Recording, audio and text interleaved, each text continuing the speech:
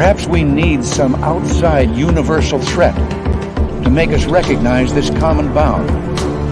I occasionally think how quickly our differences worldwide would vanish if we were facing an alien threat from outside this world.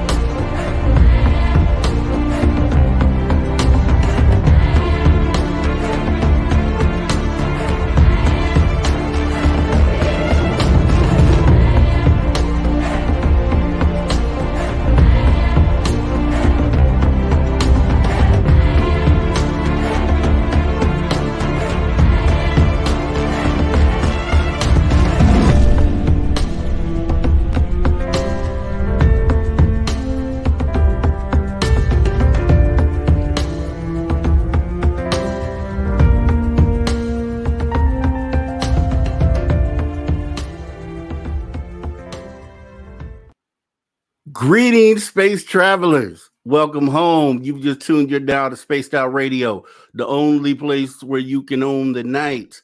Standing in for the great Dave Scott is me, your host for the night, Mr. Rob G. And I have a couple surprise people coming in today.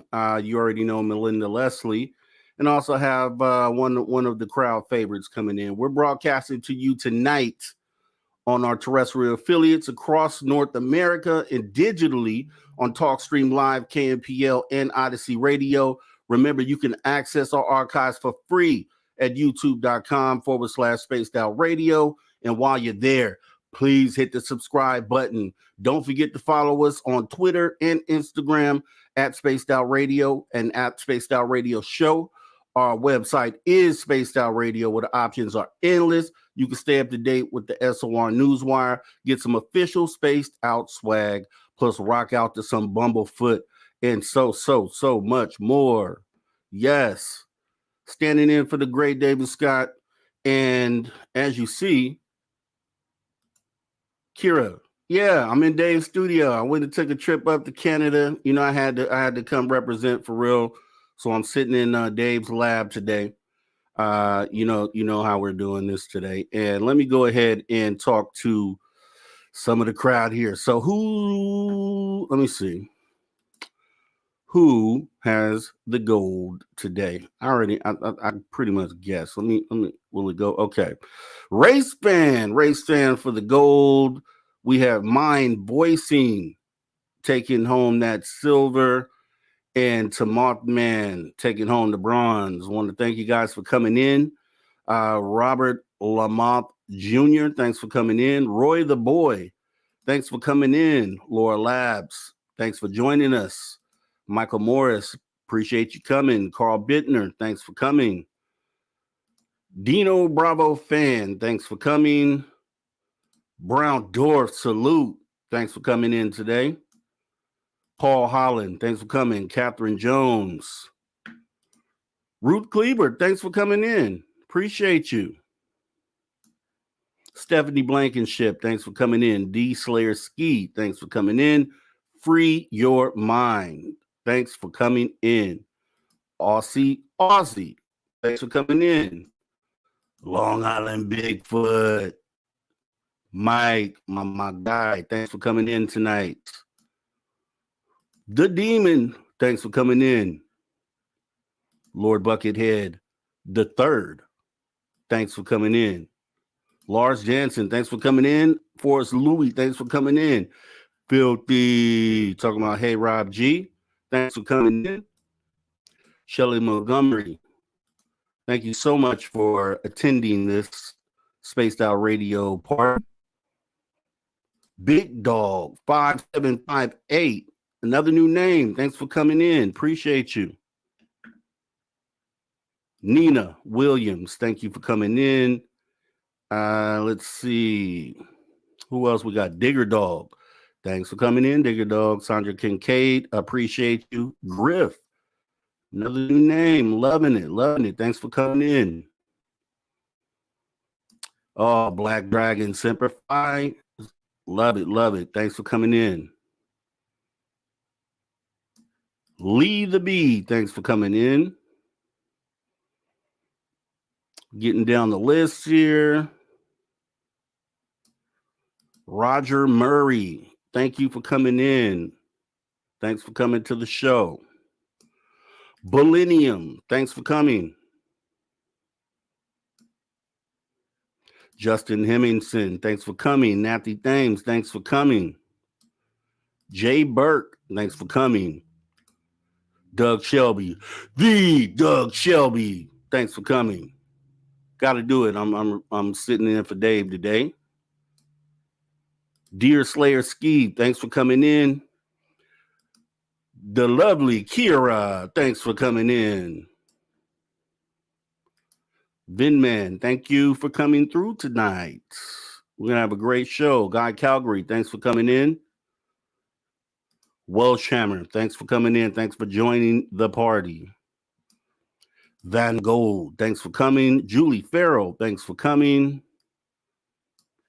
Jessica S, thanks for coming. Cat Chaser, appreciate you coming in. We are almost down the list. Paranormal Pixie Laura, thank you for coming. Almost caught up. Cryptid 559, thank you for coming.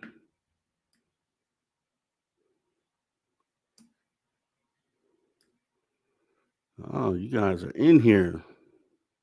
Kim Minari, thanks for coming. JSCO77, thanks for coming. Glad to see you. Sabrina Rianga, thanks for coming.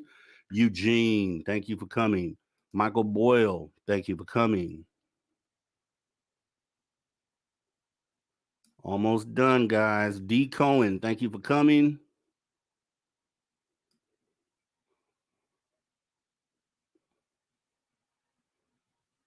Yikes. JBD, never seen you here. Thanks for coming. Amy WC, thanks for coming. Two Head 666, thanks for coming. Silent Listen, thank you. We are almost there. Jennifer Patterson, another new name. Thank you for coming. So glad to see this. Okay, looks like we are all caught up. So I want to thank everybody for coming. We're going to have a great show tonight. Dave is out throwing up the horns with the son over with Guns N' Roses. He sent out a picture earlier tonight, so they are already set up and ready to go. Ace Jets, thank you for coming. Richard Elmore, I appreciate you. Doubleday Clements, thank you. All right. Yeah, great show. He's throwing up the horns, Guns N' Roses. They're getting into it tonight. And we have a great guest. We have Melinda Leslie in here. And also joining us is going to be, like I said, crowd favorite. I'm going to go ahead and bring him in real quick. And then we'll bring in our guest. We have Tim Senor in the building. Hey, Tim. What's up, Robbie Rub? How are you, buddy? You already know, man. You already know me. I'm over here I'm in Canada. I'm up north. So what are we talking about? What are we talking about tonight? Gonna have to get yourself some Timbits and an ice cap to fit in up there. Yeah, I got a guy to do all that. So yeah, filling big shoes tonight, and we have a great guest. And first time ever for me interviewing this great guest, accomplished guest. Another SOR favorite as well, Melinda Leslie. Go ahead and bring her in. How are you, Melinda? Hey guys, how you doing? It's so great to be here. Thanks for having me on. Oh, please. I'm so Let me honored fix to have you here. I got up and walked away, so I need to make sure my mic's working. Are we good sound-wise there? You are sounding great. Great. All right. So we're going to jump into some of this stuff here.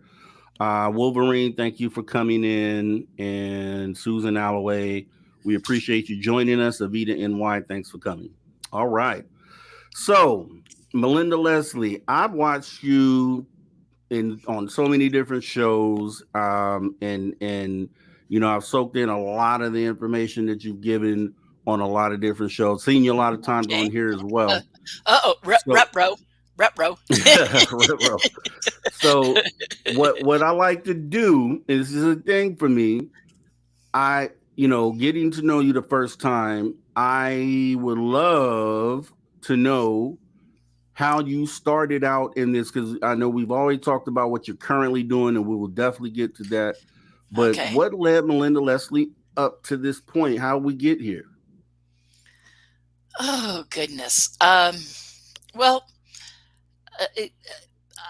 I've been very involved in metaphysical and paranormal things since I was a knee-high to a grasshopper, since I was a little kid. And I discovered and came to terms with my being psychic and a medium and having paranormal abilities when I was about in high school. And kind of was going down that path, very big in the day on channeling and mediumship and whatnot. And then all of a sudden, 1989, things dramatically changed in that on a last minute fluke, I ended up going out with some friends on a trip to Area 51 in Nevada, Highway 375.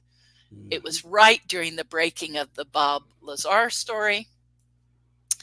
And a friend of mine had fallen onto this incredible radio program back in that time called Billy Goodman's The Happening, and turned me on to it. And then they announced that they were going to go out there because this gentleman by the name of Bob Lazar had confided in his friend Gene Huff, who had helped appraise a house for John Lear. John Lear goes out with Gene Huff and Bob Lazar and has his mind blown by having these sightings. After doing this a couple times, he traipses into his buddy George Knapp's office and tells him, and the rest is proverbial history. If anyone's followed any of that, they've probably heard what I just said. But I went out there and had mind-blowing sightings, and that was the beginning of a long journey that started in September of 1989. Now, I do believe that I had at least 2 sightings prior to that. One definitely in 1987. I was living in Southern California, took a trip here to Sedona, Arizona, which I'm in my office at the Center for the New Age in Sedona right now. And I took a trip here and over what was called the harmonic convergence, very famous. And we were at a big channeling event in someone's house with about 50 people. Someone channeled a higher master and said, go outside right now, we'll do a flyover, higher ET beings. We went outside and 3 craft in daytime came in a nice big triangle formation, swooped down over us, paused for a little while, and then flew off. And there were like 50 people that had poured outside into this big long driveway of this fancy house. Anyways, long story short. And so I knew I had had a sighting then. And then in 1989, after all those sightings at Area 51, and it was September and October of 1989, I took 3 back-to-back trips leaving from Southern California out to Vegas and then 2.5 hours out to Rachel, Nevada, and had incredible sightings every time. And then something about having those sightings was like inserting a key and turning it, because then I also had, it was the beginning of what became my self-investigation, and then working with investigators as well into my own abduction story and lifelong abductee. So that all began with those sightings and bringing forth memories. And like I said, 35 years later, I never dreamt that I'd be doing a UFO sighting tour business. Wow. I still can't believe it, and I've been doing it 13 years, and I'm still like, what am I doing, man? But it's incredible. I have incredible clients. Hi to the 2 folks that came out with me tonight. They were really lovely couple. I take up to 10 people, but tonight, long story short, I had a couple people cancel last minute, so I ended up having just the 2, and they were really wonderful fun people, and we had great times. I think they're watching, so hi guys. Wow, amazing. So, and I just had a question because you say Area 51 in 1950 or 1989. Mhm. Jim Goodall was known to be out there in that time frame. Had you ever come across Jim Goodall in the Well, I 80s? know Jim. Jim's a friend, but that's a friend in more recent years. Probably, Okay. I've maybe known him for 10 and gotten to know him better in like the last 5. So I know Jim if he's watching. Hi, Jim. But a great guy, great guy. And yeah, no, great guy. And I took him out. We're going to talk about Bradshaw Ranch tonight, and I took him out there. I have pictures. Oh, I wish I had my pictures up and ready to go. Maybe in a moment I can send them to you and see if we can do that. But I took a group of people. I actually was part of I filmed a lot of documentaries and stuff, but one of those documentaries out here filming, we had a wrap party. And so a bunch of us, and Jim was involved in it. And so he was there. A bunch of us went out in like the middle of the night out to Bradshaw. And it was really fun to take Jim out there in the middle of the night.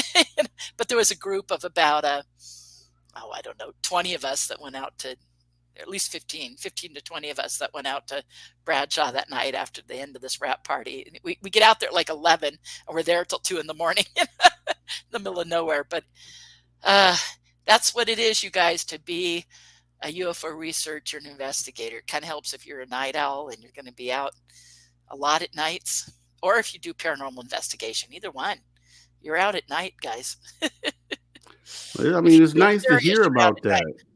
It's nice to hear about that because that goes back to when all of this started really, like the first big push forward, I'd say, with the Bob Lazar thing. So that whole era. Oh, yeah. So, and truthfully, I've never heard this. Yeah, from Lazar had just been on Billy Goodman's The Happening.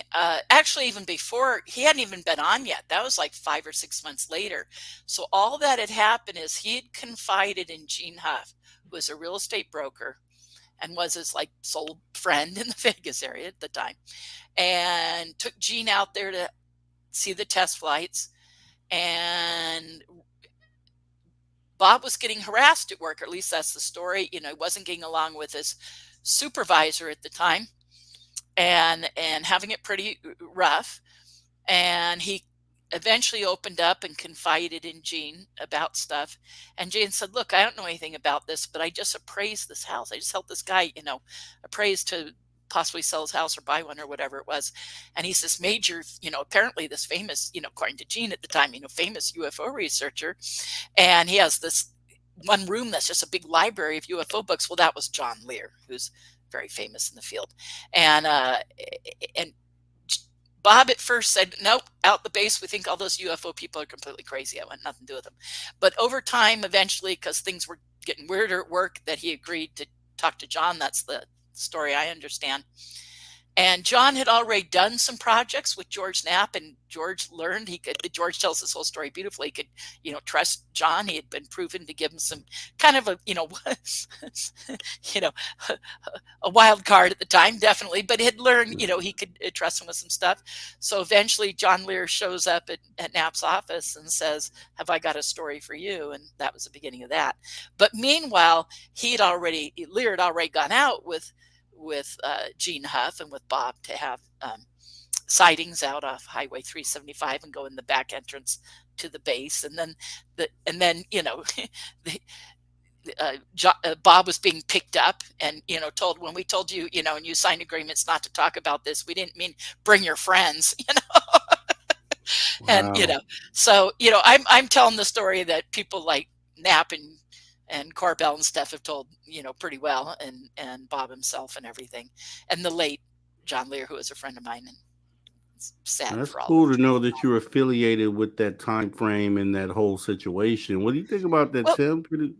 It's what got me involved, Rob. It's what started it. A friend of mine said, oh, listen to this radio program, and that was, Billy Goodman's The Happening, and she stumbled upon it. She was into Native American stuff. She worked in a law office in Laguna Beach, California, and someone she worked with said, oh, they're doing Native American stuff on this, like having Native American elders on. And so she was listening to that, and then all of a sudden, like one night, all of a sudden they have Lear on, and that, boom, here goes all this story.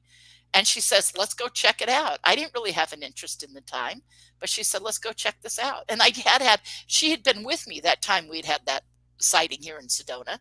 And so she says, well, we've had a sighting. Let's go check this out.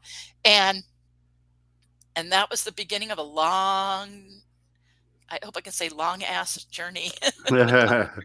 Exactly what it was. Bleep Exactly what it is. So bleep me if I can't say that, but yeah, this long journey. Wow. Well, I mean, that's really actually nice to hear that. And I know the audience appreciates that, because I don't know if they were aware that how laced in you were to what was going on back then. It's actually pretty great to know. So going into the 90s, so what did we get? Where did you start? So you were having these sightings, and then where did you make the decision to say, okay, now I'm going to, begin to research or become a researcher? Oh, right away. I mean, I met, those first couple of trips, I met two guys that are to this day two of my best friends, Steve and Mike, who were researchers in the field. And out on that first trip out there, I met a very famous researcher, Bill Hamilton, and became friends with him. He had a lecture series going on in LA. I was living in Orange County, California. He was in Los Angeles. And I started to go to these lecture series that he had. Eventually, they were taken over from him by a lady by the name of Penny Harper, and she took over the lecture series that he had already started that I was going to. And then eventually MUFON LA formed, and going to those. So it just kind of rolled into, and then MUFON Orange County. And so it just rolled in from one thing to another. And we'd hear of conferences and start going to them. Eventually, I helped produce a bunch of UFO conferences. I mean, what I just shared was the beginning of it just becoming more and more and more involved as it went on. I mean, I basically, I laugh thinking about it. I do this subject full time now. I live, breathe, and eat this now. And it's just crazy. I laugh about it because I can't believe it. It's just, this is what I do now. Wow. So is that when you got into MUFON? Like, how early did you said you were involved with 1990, yeah. I mean, you were an investigator at that point, by that point? No, I ended up getting investigator training with Bill Hamilton, who was head of all investigations for him at the time. And then, et cetera, et cetera. So it just kind of rolled.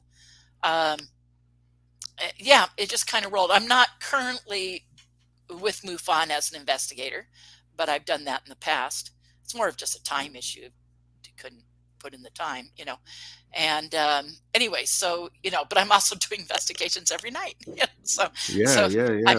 not investigating. I'm just not with MUFON. I mean, I'm just, like I said, I'm so involved in the subject. It's crazy. I understand you're an abductee. Yes, that's right. How long? So where did that take place? Is this early in the timeline? That's been my whole life, but it was after those first sightings out at Area 51 was like, putting the key in and turning it, because it was like unlocking the memories of childhood, teenage, and young adult abductions. And then all of a sudden I had a couple of roommates witness current new stuff happening to me. And then, so that was late 89, early 90. And then July of 1990, I'm driving with my new really good friends, Steve and Mike, on a road trip out to go to an area known for lost sightings. We were going on an investigation, and these guys had all their toys and, I mean, high-tech stuff. They were into their guys, they're into their tech stuff, and we went out to do this investigation. We had a significant period of missing time while driving. The three of us were taken together from the car. So it went beyond just my memory. It had already been recalling childhood, teenage, and young adult past experiences. Then I had roommates witness me having new stuff. And now all of a sudden here I'm taken with two other people. So it's not just me. I'm having what's called a mass abduction, where I'm taken with friends. And all during that time, I was working with Bill Hamilton. Him and a couple other researchers introduced me to an amazing lady, Dr. Deborah Troncalli, a hypnotherapist, full-fledged psychotherapist, doctor of psychology, PhD in psychology. And I started working with her And luckily I had mostly conscious memory, but I was getting some regressive hypnosis to recall areas where I was blocked and partial memory, things. And it just snowballed. And then I eventually met Yvonne Smith and became involved in CERO, which I still am today. And most of the major abduction researchers became very good friends with, very, very good friends with Bud Hopkins and John Mack and David Jacobs and Yvonne Smith, as I said, and Barbara Lamb, of course. And I mean, I could go on and on and on. Leo Sprinkle and, John Carpenter. I mean, I could go on and on and on. I knew different ones to varying degrees, but a couple of those were really quite good friends. So that got me involved. Not only was I looking into it for my own experiences, I started to meet other people that had experiences. And so I stepped beyond just self-investigating into becoming a researcher of the subject overall. And in 93, well, actually it started in 90, but I fully realized and came to terms in both August and November of 93 that I was having covert human military abductions. And so being targeted because of my alien abduction experiences. As an alien abductee, many people get targeted by covert human agencies and have harassment, surveillance, monitoring, follow-up. I mean, and sometimes it's very overt, like, everyone familiar with the Chris Bledsoe story right now. It's very overt. They're very involved in his life.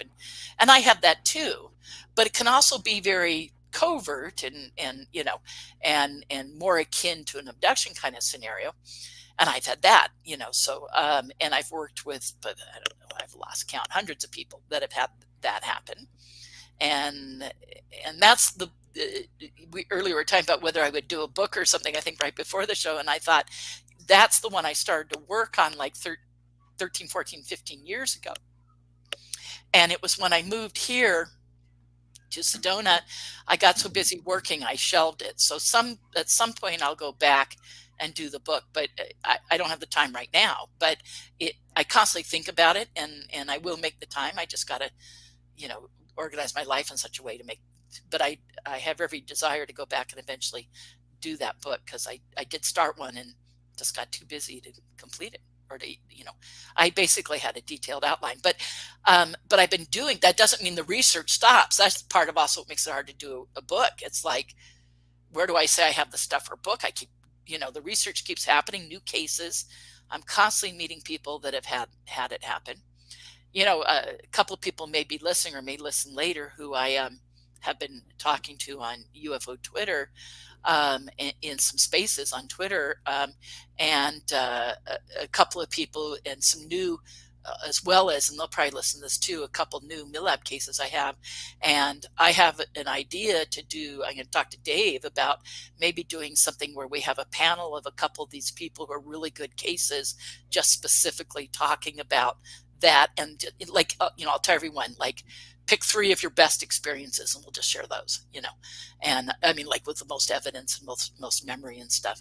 And, but I think it would be a real interesting. And what's interesting is some of these MILAB cases, we don't, like the overall stuff, like we're all going, okay, we've had this, we've had harassment, surveillance, we've had the covert human interest, and maybe abductions at the hand of covert human.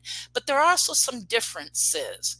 There's so much there that you go, okay, there's enough similarities, we're having the same stuff. But it's like anything, even with alien abduction, it's not all exactly the same. Some people have reptilians, some people don't. Some people have insectoids, some people don't. Some people have grays, and some people have human types. It can be different. So same thing with the military stuff. There's some differences, and I think that's equally interesting. There's so many commonalities, but there's also some differences. And but the commonalities are enough to say, okay, this is really there, and there's a lot of crossover. Just like in the alien abduction stuff, there's so many common traits. There's so many things that you can speak about as far as, like, statistically this is going on. Like, statistically, I feel very comfortable saying 80% of abductees have hybrid stuff, the taking of sperm and ovum and the creation of hybrids. That's just that common, That's not the only thing that happens, but it's kind of still the number one thing, and there's a list of other things. But same with the covert human. Not everybody has the same stuff, but there's like a top 10 list of the stuff that happens most commonly. But, I'll talk to Dave about that, because a couple of these people have already said they're willing to come on and share. And, and it's something people aren't used to hearing yet I find, and I don't say this lightly, I think at least 50, if not 60% of abductees are having harassment and surveillance on some level. The black helicopter stuff, the phone, the computer monitoring stuff, I think it's really common. I think the re-abduction or involvement directly hands-on with covert human agencies, and whether you're befriended by them, Chris Bledsoe kind of story, or you have an actual outright abduction, I'm finding it's like 40% of abductees. Some different questionnaires have been done by some leading organizations, but they asked the wrong questions. And even asking the wrong questions, I mean, they weren't incorrect, they were just very limited. They were still coming up with 12 and 15% of their cases having that happen. And I think it's actually, when you ask a broader range of questions, it's actually like 40%. And I don't have exact numbers. That's just kind of a feeling from the hundreds I've worked with over the years. And talking to the major abduction researchers, all those major abduction researchers were coming to me and sharing their cases with me. I mean, that's why I became friends with John Mack. He had at the time he had like 40 some odd cases. He said, I have 15 or 16 people that have been abducted by the military. What do I tell them? Well, that's, a third of his cases, and he was sharing that with me. And this is John Mack, chair of the psychiatric department at Harvard, saying, what do I tell these people? I said, Dr. Mack, and Danny Sheehan was there, so I have a witness that this actually happened. And I said, Dr. Mack, what do you tell your other cases? He said, well, let me see. I tell them, you're not alone. You're not crazy. La, la, la, la, la. Listed off like 10 things. I said, that's exactly what you tell these people. All right. Now, I want to start right there, because I want to ask about that. And also, Tim, anytime, I know I'm asking a lot of questions, jump in. You can interrupt me. You do it. It's all good. I've got a quick question whenever, but I can wait. Okay, I just want to ask her while we're right we're right where we're at. Well, I want to get to the stuff that's been happening out at Bradshaw Ranch and the underground base out here, But since that falls have you stuff, that's good to touch some background in that. Kind of helps. And and I'm going to actually explain that to you too, because we have hour 2 that we can spend doing all that. The thing, okay. I saw you. Well, first, let me ask you this. There's 2 questions. So the My Labs. So I'm new to that idea, and I would like, if you could, because I've watched other interviews, and I don't think I've got a clear idea of what the intent of the government is when they involve themselves in that. And then just for the second point, just real quick, for the second point, your background and everything we talked about, I heard you say in an interview one time how, there's the older guard of ufology, and then there's the young up and coming ufologists. And I think when I saw you say that, I was thinking how important it would be for everyone within the old guard of ufology to be able to link and pass the information down to them. So it's a continuity thing before the old guard retired, so that the young guard can pick that information up and then continue with it. And it pains me to say this, because there's a disconnect there. It's not really happening. The young guard, with only a few exceptions, but now there are people who are trying to gather the information and make it available, like the work of David Marler, which is just amazing that he's doing. He has those whole archives, and he's getting the archives of all the researchers. Unfortunately, in the last couple of years, we keep losing very big names in the field right and left. I mean, people are getting older and passing. But he's getting the research of these various people and organizations and scanning it and making available and creating a big, online archive and everything. But so it's twofold. But there is some disconnect in that the old guard isn't talking to the new guard. The old guard, they're barely on Facebook. Some of them aren't even on that. They're not active on Twitter or any of the other ones, now that people are being active on. And they're, with only a few exceptions, they're not really participating there, And I'm in that kind of middle group of the, me and like, Dolan and Greenwald, and there's, it's kind of some of us, they're kind of in that middle group, and then there's a much older crowd and a much younger crowd. But the real older crowd that's real seasoned, been in the community for a long time and is still alive, aren't participating in social media and sharing this stuff. Now, again, though, people are giving stuff to David Marler, and he's more attuned to making that available. But then the other side is, so it's not all the fault of the older group. The younger group is not bothering, and I know Dave agrees with me on this because we talk about it. They're not bothering to know the history. They're not looking into the history. I mean, again, this isn't an absolute, because some, anyone under the age of 40 or 50 out there going, well, yeah, I am. Well, my apologies if you really are.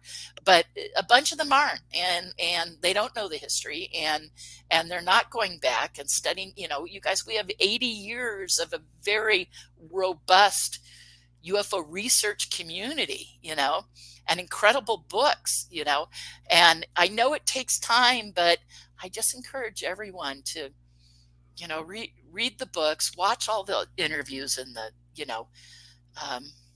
go back and watch all those old, whatever. And the reason why I say that, Melinda, stuff, the reason why I say that is because, and that's why I had you go through that path, because I think doing that is what allows the young guard to connect with, like you connected through the Bob Lazar era, and I don't think I've ever heard you talk about that.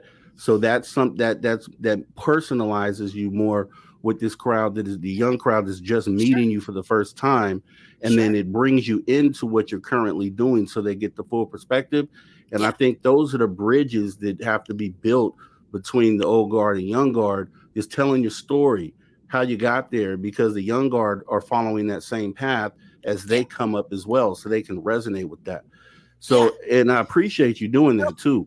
And a lot of the older guard gets frustrated. I have this conversation with someone, gets frustrated about the younger people because they don't know the history. And I said, but yeah, it's actually funny. Ufology said forever, because for a long time it was like gray hairs. It was all like 60 and older. And everyone's going, where's the young people? Where's the young people? Well, be careful what you ask for, because now, and hey, say what you want about the disclosure stuff and DeLong and everything. It's brought on a lot of young people, no doubt, and the popularity of these podcasts like Dave's, etc. Okay, so you go, okay, it's brought on all these young people. Well, it is a lesson for the older crowd. Be careful what you ask for, but they need mentors. We need to share with them. So I tell you, we all started somewhere. I remember I knew nothing 35 years ago, and I had a steep learning curve. So I understand that. And it's easy to get frustrated, but at the same time, it's like, well, everyone's got to go through their learning curve, So I think I appreciate you covering that, Melinda. It's so important. Share their stuff. Yeah, for the old guard to share what they know. We're the mentors, and the new guard to bother to say, hey, hi, Lala. Lala gave us the super sticker. Hi. So that probably means Bob and Lala are listening. Hi, guys. Friends, obviously, Science Bob. Come on, we're all friends with Science Bob. Come on. That's right. That's right. So we can jump into the meat. We can jump into the meat and potatoes now. I always feel like that connection piece is very important, and I think a lot of people resonate with the story you just told. And you had something, Tim? Yeah, before now, are we taking breaks tonight, Rob? Yeah, we are. We're just gonna do that at the top of the hour. Roll right through. Yeah. Just at the top of the hour. Okay, cool. Just wondering. Great. My question kind of comes in where you were talking about my labs and the military aspect of abductions. And I was wondering, do you know? I know some people talk about Bill Moore, and some people that have had a name in ufology and then just disappeared. Do you know of anybody that just has disappeared that you can be Oh, like, this is somebody I I know knew, more and they people just who were serious researchers in the field and authors that are gone than those that still remain. I mean, yeah, I mean, unfortunately, it's a huge list of people. And there's a multitude of reasons. Yes, we already discussed some have passed away, sure. And that keeps happening, unfortunately, more and more.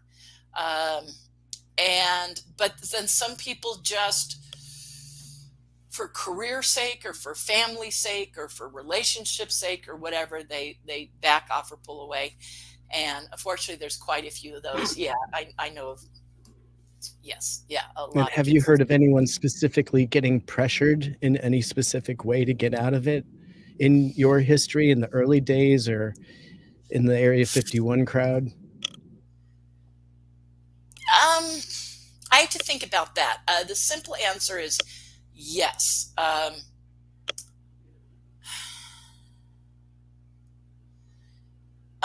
know some abductees, for instance. That's probably where it most applies to what you're saying. I know some abductees that have pulled away from the subject because, to quote them, it's like they just wanted their life back, or their family suffered because of it. So you guys, things are changing, thank God, with all this disclosure stuff. But you go back 20 years ago and it was tough, and it caused divorces and ended relationships and ended careers. And I know people, to save their career or save their children or save their relationship or save their marriage, whatever, they backed out of the field. And unfortunately, a lot of people did. Yeah. And I hope with disclosure, maybe some of those people will come back. As this becomes more acceptable, we could hear from people again. I could give lots of examples, but one name comes to mind right away. Famous abductee, Leah Haley. Oh my God, I'd love to see Leah Haley back in the field again. But okay. For family reasons, she had to leave. I mean, there was a medical doctor, whose name is escaping me, that almost lost his license over it and backed out, and I'd like to see him back if he's still alive. And not Dr. Roger Lear, he's passed, but I'm saying there's another one. Mark Rodinger, I have to remember his name. Anyways, but et cetera, et cetera. So, there's things like that. Yeah, people. Now, was it anyone leaving because of government stuff? I mean, Carla Turner passed away. I'd have to think about that. I'd have to really think, because I'm also just tired and got done doing a tour tonight. So it may be, maybe tomorrow I'll go, I should have said blah, blah, blah, Well, let me bounce another one off you before I let you go back to Rob here and we get off topic completely. So bringing up Area 51, I'm a nuts and bolts guy, as you know. That's how we met. The first thing I was talking to you about was your gear and the tech. And so back in those days, of course, so back in those days, you had your gear with you, and throughout your whole career as an investigator, you've always had your gear. And you've been taking video and photos. And so I'm just wondering today. Unfortunately, not that much. I had team members that were, not so much me. Yeah. Okay, well, let me rephrase then. Is there anything specifically that you could point to as, I feel like this is good video evidence, or could you give me some specifics of what you've had a chance to personally come across in Tim, your research? And I hear this all the time on UFO Twitter. And the younger crowd that hasn't been in the field for 35 years or isn't familiar with 80 years of research doesn't realize amazing video and film footage has come available over the years. Here's the problem, and why it's never stuck as being that big of a deal, particularly now. With CGI and everything, stuff can be faked. And video footage is no longer, it's it's barely evidence, and it's definitely not proof. And that's the truth. And so I think the thing that needs to carry more weight, and always has, is eyewitness accounts, particularly if there's more than one witness. Because there's still a risk in sharing this. And when people share it, they're usually, granted, there are deceptive individuals, but not that many in people with having experiences. And yeah, you can take video footage, but it will never be proof of anything. And to a lot of skeptics, it will never even be evidence, no matter how good it is. Because there's the old saying, and this is true, there's so much stuff that's too good, and people just count it. And it's like, well, some of the stuff that people think is too good can actually be quite real, and you have to have a discerning eye. And most people aren't discerning about their own stuff. You know how many people come to me all the time here in Sedona and say, oh, look at my image, look at my what? And I'm you know how many times I have to, local veteran researcher, oh gosh, I just pulled a blank, hang on, Tom. King? Come on, I'm just tired. What? Tom King? No, come to me just a second. No. Hang on, I'm just going blank. Come to me a second, I'm just tired. That's embarrassing. But him and I were just talking, and we we're going, you know what? How many times a week, maybe not every day, but it's usually at least once or a couple times a week, somebody show me something and I have to tell them that's lens flare. And I've learned just to, rather than disappoint people, they're tourists on vacation or whatever, go, wow, interesting, But, people aren't being discerning about their own stuff, and, right. No, totally. So what's an example of something that you yourself, oh, sorry. In more direct answer to your question, Tim, do I know of really good footage out there that I would, because I haven't. I've worked with people that have. Have I had a video camera and I carried around and catch stuff? No. I on my tours, I'm so caught up with my clients. If you went on one of my tours, you'd see they're so needy. I love my clients, don't get me wrong, but they're like giant sponges. They're watching. All my energy goes there. I'm not able to do 5 million things while I'm with them. I have a friend that comes and sometimes films, thank God.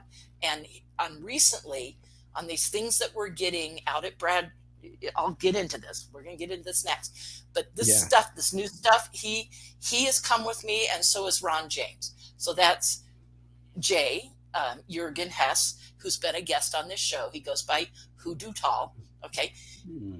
Hoodoo Tall Jay has come out with me and filmed a number of times. On one recent visit, Ron came out. Ron is the guy who made Accidental Truth, the movie. Okay. So if you guys, hopefully everybody out there's seen Accidental Truth, it's amazing. So Accidental Truth, the movie, he made that, and he is director of media relations for all of MUFON, and he's the producer of MUFON Television. And he came out with me and filmed. So thank God. But you know how many times I said, Ron, come on my tour, come film. He's too busy. Same with Jay. And when Jay comes and films, a lot of times, you guys, it just turns out like lights in the sky. I'm not an idiot. I'm not going to put that on the internet to have everyone go, meh, meh, meh, meh, meh. No, it's not even fun to put your stuff out there, because you have every skeptic and debunker, an armchair skeptic, telling you blah, blah, what's wrong with it, no matter how good Great it is. point. A couple of times Jay has put out stuff he's filmed with me. He's kind of green and kind of new to that, and I love him dearly, but he's put stuff out, and then I felt bad because the world came down on him, and he's like, I'm going to stop putting stuff out. Now he made a good little documentary, kind of cute, called Hoodoo Tall, and made some mistakes in it, but there's some good stuff. But what stuff he's filmed for me, we've learned. I mean, basically, you guys, in this, the way it is right now, if it ain't structured craft, if it's not, hard thing floating in the sky, you're going to get attacked. And then if you have it that good, they're all going to say, oh, it's fake because of this, that, and the other, no matter how good it is. And it's just, it becomes where it's not rewarding to put stuff out there. Why? So you can get attacked by everyone and spend all day. I've done it, and you spend all day in Twitter defending yourself. And I'm just like, no, I'm sorry. I'm too busy, guys. I love you, but I'm too busy. I don't have all day to sit there and defend myself to someone who's going to go on the attack. It's like, and they take all the fun out of Yeah. it.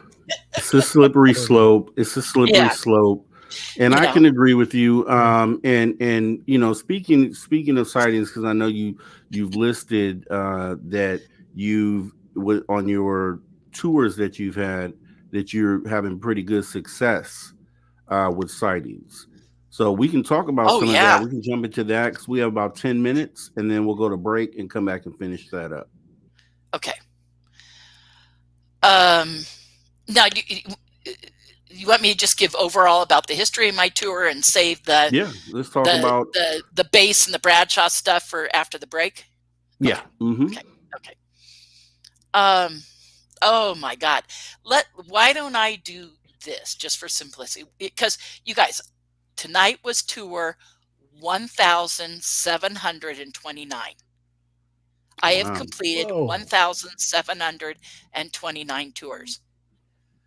Only Congrats. 4 times Wow. did I have only 4 did I have clients who felt they didn't have psychs.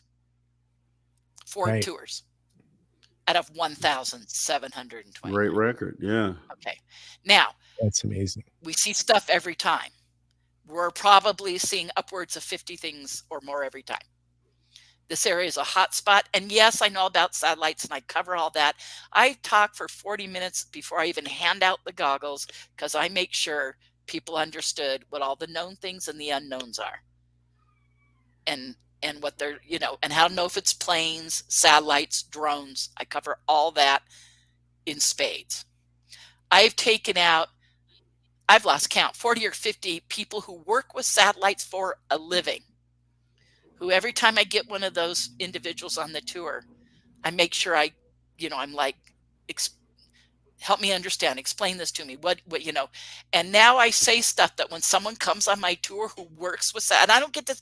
I had a guy recently write me a sketchy review because he said, oh, when I was in the military 30 years ago, I knew about satellites. Well, sorry, sir. I take out people who work with them for a living right now, and I'm going to take those word over yours. Okay. And people who work with Starlink and stuff, you know, I've had these kind of folks. So what I do is I go, okay, I want to make sure I'm covering that accurately because I want it to be real. We see so much stuff. I don't care if half of it's satellites, the other half isn't. And by the way, there's a lot less satellites than people think. A lot less. And people are quick to go, oh, satellite, look away. They don't look long enough to see what it's doing. You guys, if 10 minutes later that thing makes a right angle turn, it wasn't a satellite. You know? And satellites are pretty faint, actually. What? Yeah. Satellites are pretty faint. So. Yeah, well, the majority of what we see on the tour is high up. Okay. Now, having it said that, we have seen, I always tell my clients, don't expect to see full structure. Full structure means you're getting, you know, if I bang 2 things, where's metal? Okay, here's a little plant. Okay, that's metal. So that floating in the sky, you'd be seeing all the hard edges. That's structure. I always say, don't expect to see structure. We have on 45 of the tours, and I'm going to give you guys some numbers that are going to sound so impossible, but they're the absolute truth. We have seen full structure on 45 tours. Some of those tours were more than one structured object. So sometimes there was 2, 3 in the sky at one time, seeing all hard edges and structure, or maybe like 10 minutes later, an hour later, 2 hours later, but on the same tour. So it currently holds at 63 structured craft.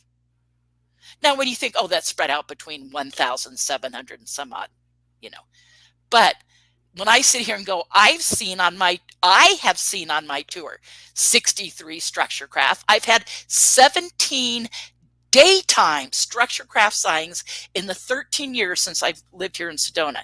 17 daytime, and I had at least 20 more structure craft. Actually, I was talking to some clients today, and I really thought about it, and I'm like, well, wait a second. Yeah, at least, you know, probably 20 more. Well, you start to go 63 plus 17. What am I up to? 89. Is that 9? What's 63 plus 17? Someone do the math quick. 63 plus 17, 80. Yeah. So is that 80? Okay, and so I'm up to 80, and then I've had another 20. Oh my God, I've seen. I'll dial it back a little just to be super conservative and say I, in my life, have seen over 90 fully structured craft. I'm not talking lights. I'm not talking orbs. I'm talking full metal structure. Yeah. How many people have seen that? It's crazy. I know No, it sounds. I believe you. I say it, and I thought no one's ever going to believe me. No, you happen to be sitting with that's two what I've seen. people right But now going who have had back daytime to answer your sightings. question, how many more minutes do we have? Because I'll We cover have like 5 the minutes. top 4 sightings we saw on my tour. How much time Yeah, do we have? 4 minutes. 4 minutes. Oh, I can't hear you. Oh, you can't hear me? 4 minutes. I can't hear. If you can't hear, I can't hear you guys. Okay. Let me see. Can you hear me? No, she can't. Okay. Yeah, I'm gonna private chat Shoot, her. you guys, I can't hear. Fresh. We can hear you though, which is good. Bummer.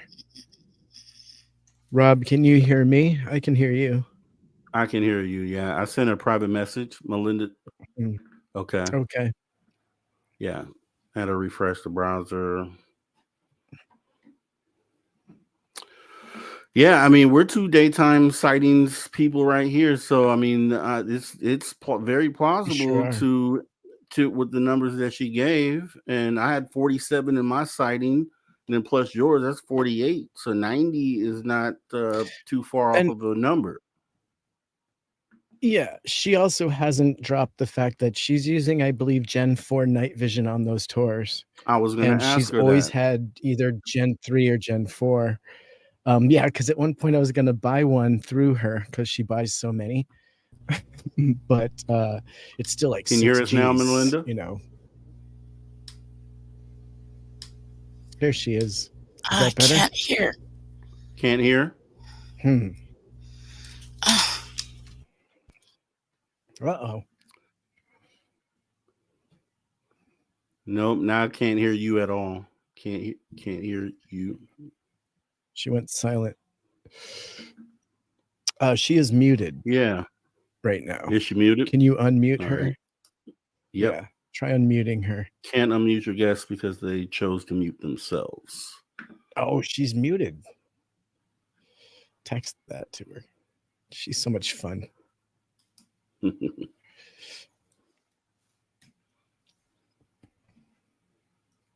This does feel like a FaceTime with my mother right now, I must admit. Right here. If you can hear us, Melinda, you are muted.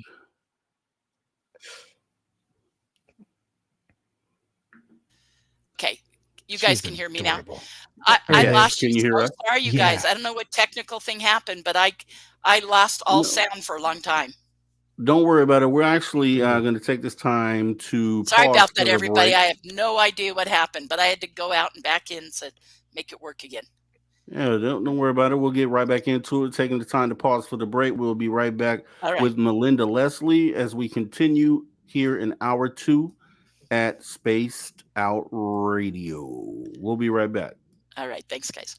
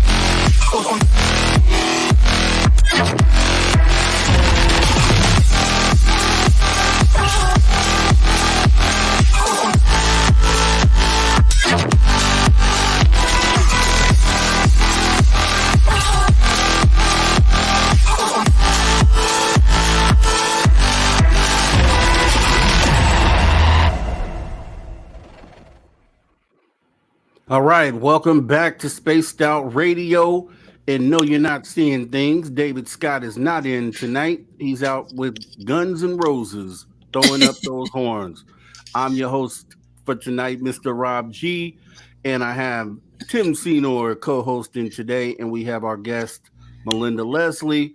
We're going to go ahead and jump right back into where we left off. But before we do, to all the space travelers out there, consider taking the next step and join the club. That's right. You can join our Spaced Out Radio Space Travelers Club for as little as $5, 5 beans, 20 quarters by joining our Patreon. Get some official Spaced Out swag at spacedoutradio.com.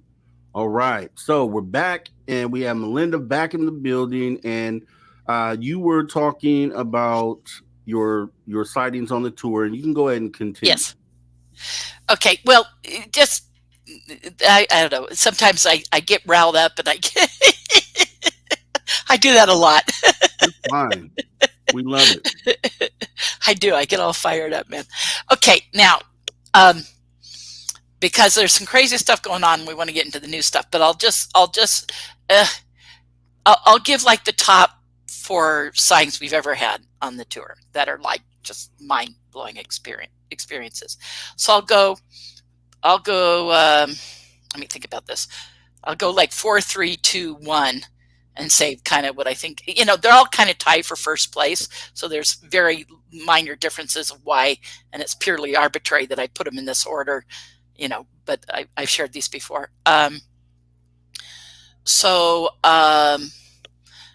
Now we're here, of course, in Sedona, Arizona, and I had, let me think about this real quick. Which ones do I want to do? I would do that one. I want to do that one.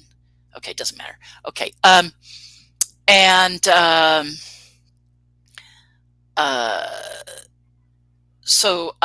okay, so the first one I'll share was driving home from the tour. I had a group that was in another car, but they were staying out of town, let's just say.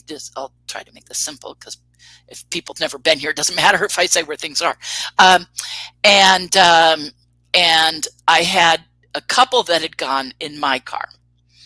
And so the other people took off. When we get out from done where I take my tours out, they turned another direction, and we turned, and they had left their car at the Center for New Age, so I was bringing them back.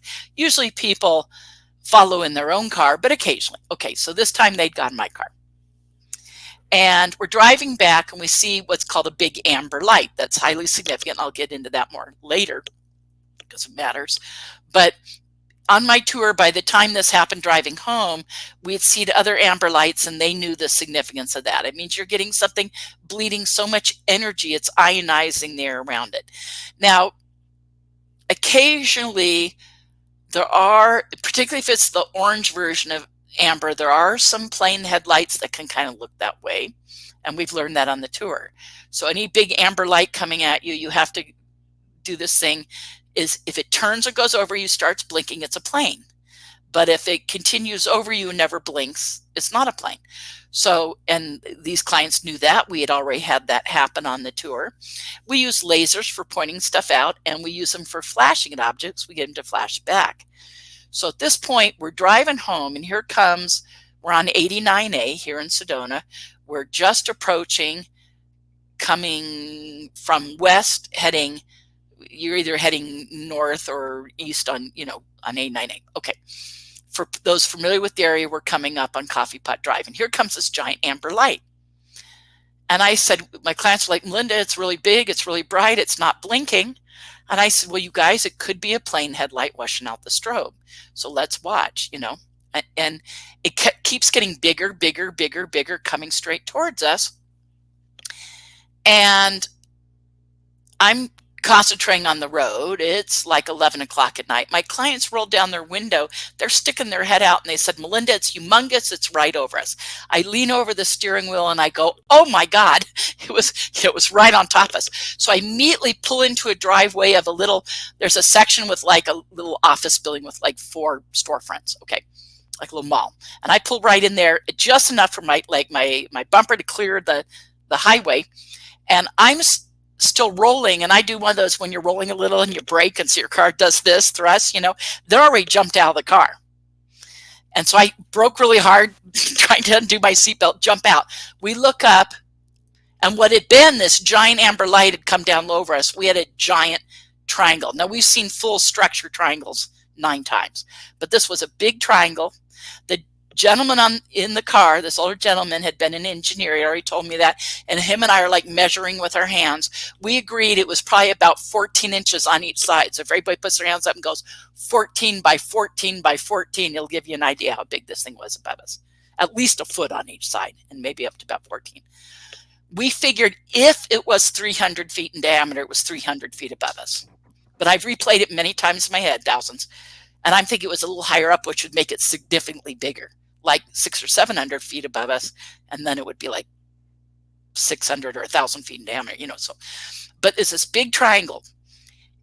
It had thickness to it. So it's a big, perfect equilateral triangle. The front end had a point, just like my hands are doing now. So if you feel like, like you take the corner of a cake, it has a top and bottom and thickness, you know what I mean? Okay. That whole front portion was lit up bright red. And then the rest underneath was black silhouetted, except for the later third of it was lit up amber, kind of orange. And of course, the gear and everything was putting away. We were just going back home. And so the wife of the couple goes to open my car door and says, "Where do you keep your goggles? Where's the case with the goggles? And where do you keep your lasers?" And her husband stops her and says, "Honey, grabs her and says, let's not take our eyes off it. We don't want to miss if it does anything, because it's just sitting right on top of us." And she goes, "Oh, I wish I had a laser to flash at it." Now, again, it's black silhouetted, leading edge lit up bright red, the later third of it lit up amber. She puts her hands up and half kidding, she goes, "Flash, flash, flash," not even very loud. Because she goes, "I wish I had a laser to flash at it." And we flash at things 3 times on the tour. We go flash, flash, flash, and they often flash back. Not every time, but a lot. Tonight, it happened on my tour tonight. Okay, so we go flash, flash, flash. So she goes flash, flash, flash. All of a sudden, that red light in the front grew, got brighter, spread. The entire bottom of this whole craft lit up bright red like tail lights on cars. And no joke, you guys, it went flash, flash, flash 3 times, blindingly bright. Crazy. And we're standing under it, and we're standing on 89A, right in the middle of town, in a little parking lot, and we're right under one of the bright street lamps on 89A. We don't have street lamps anywhere except for the main highway, but we're right under one. And she looks at me like a deer in the headlights, and this thing's still over us. And her voice quakes, and she goes, did I make it do that? Her voice cracks. And I had to have a good comeback, so I pause and I go, "Well, you asked." And her husband was really cute, because she's like, "Ah, ah, ah." She's totally freaking out. She's like, "Ah, it's still over us." She's like, "Ah." And her husband goes, "Ooh, honey, look how powerful you are. You're so powerful. Look what you did." He's just getting her a bad time. It's very cute. And then it flew away, kept going down 89A, slowly gaining, in altitude. And it was probably a couple miles away, but a little bit higher up. And I would say at arm's length was about an inch. It was still a triangle, but about an inch in size. All of a sudden, it just shot straight up like a bullet. Okay, so that's 4. I mean, there's a top 20 list that are really, really amazing sightings. But okay, so number 3. Number 3, I'll say is a triangle again. I am out with 5 ladies up on a hill that, for legal reasons, I can't go there. So I have a different location I've been using for about 3 or 4 years. But prior to that, I was in this other location. And we were on a hill, for those who are familiar with the area, at that time, right between Airport Mesa and Cathedral Rock. And we have a clear view over to where Bell Rock and Courthouse Rock are. So coming from that direction is a blue light. And they're going, "Melinda, it's blue. It's not blinking." And And I always tell my clients, if it's solid orange, solid red, solid blue, or solid green, you'll see Melinda get really excited, because that's usually what structure craft looks like on approach. And sure enough, here comes this big blue light, comes closer, starts to come closer. We have a triangle right over us. Now this one's higher up. It was about 2 inches on each side at arm's length. So if you put your hand up, go 2 inches by 2 inches by 2 inches. It's still very significant, but we're looking right at it. The whole thing is glowing what I call periwinkle blue. Blue with just a tiny tint of purple. That color, mostly blue, but just a tiny tint of purple. Periwinkle blue. And Smurf, yeah. There you go. And so one of the ladies, we had been flashing at things all night, and she goes, I want to flash my laser at it. And I'm like, shame on me, but I'm like, go ahead. Yeah, you go first. I'm envisioning Lot's wife. She's going to hit with the laser and she's going to be a pillar of salt. I'm like, yeah, go ahead. So she takes her laser, green lasers, 500 milliwatt green, and she hits it. And the laser, because that laser beam can go up to like 50 miles unobstructed, or at least 20 miles, So and this thing's right above us. I mean, it's, 1,000 feet up, whatever, maybe a little higher. But anyway, so she hits it. It's like 2 inches on each side. And she hits it with the laser, and the laser bounces off of it. Like it goes green dink, and then green coming down. And we're like, what? So we all start lasering, because there's the 5 of them and me. So there's 6 of us. We start lasering, and we all have green lasers, and we're hitting this thing, and the lasers are bouncing off of it all over, hitting the mountains and the ground around us. And so we're hitting it with green lasers bouncing off. It's glowing periwinkle. But then, so I go flat. So we're all going flash, flash, flash, flash, flash. I go, okay, everybody stop. So we stop. All of a sudden, no joke, in the middle of the bottom of this glowing blue triangle, an orange light comes on and goes, flash. I go, okay, do it again. Ding, ding, ding, ding. Lasers bounce all over. Okay, everybody stop. Orange light comes on again. Flash. Wow. Okay, do it again. Ding, ding, ding, ding, ding. Lasers bouncing off. I go, okay, everybody stop. All of a sudden, the orange light flash. It did it 3 times. Then so then I say, okay, do it again. Ding, ding, ding, ding, ding. No light comes on. I'm like, maybe they didn't see it. Do it again. Ding, ding, ding, ding, ding, ding, ding, ding, ding, ding. For a while, I said, everybody stop. Everybody stops. No light comes on, and I'm like, okay, maybe we should stop. We're probably pissing it off. Wow. I'm like, let's not upset it. Yeah. Exactly. And Melinda, then all of a sudden, I have a quick it slowly Can I drifts ask a quick away. question? Yeah, sure. Sorry. Do you think that these are ours or theirs, triangles? Oh, this is not us. What I'm sharing with you right now ain't us. The reason I say that, it's actually a good question. I think we have very, very limited anti-gravity craft. It is flown in extremely restricted airspace. There's airspace in places in the U.S. that you get within 5 miles of. There's jets up next to you saying, follow us now. They override your comms. They come on loud and clear and say, first they say, turn around. And once they've asked you to do that a couple times, you'll be surrounded by jets, and they will shoot you out of the sky. So our stuff is flown in extremely restricted airspace because they're not flying it, Tim and Rob. They're not flying it over major cities. That would be announcing. That's called disclosure. That'd be announcing to everybody on the planet this exists, and it would be telling all our adversaries, look at what we have. Makes sense. We're not flying our stuff in open public. I think we have very limited craft. I think it is flown extremely restricted airspace.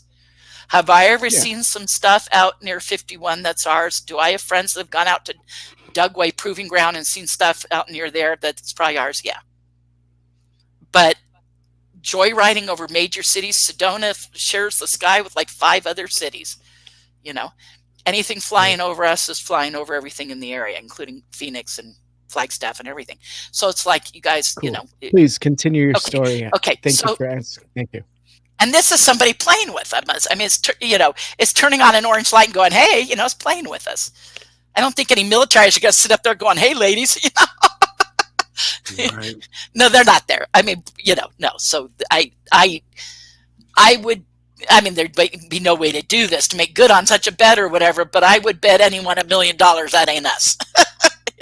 Okay. So flash, and then it, like I said, 2 more times it didn't flash back, and that's when I was like, okay, maybe we need to stop. I don't want to piss it off. And then it flew off into the distance, got about an inch or a half inch in size. All of a sudden kind of like just became a white dot. Like all of a sudden it went, collapsed into a white dot and then shot straight up like a bullet. So that was that. That was that sighting. Okay, the next one is intense. we're in the same location as that intense. last experience, and we're looking towards Airport Mesa, and here come two big red lights in the sky, solid red, coming towards us. They come closer, closer. We had two. Oh no, I'm sorry. I skipped one. Never mind. Okay, I forgot.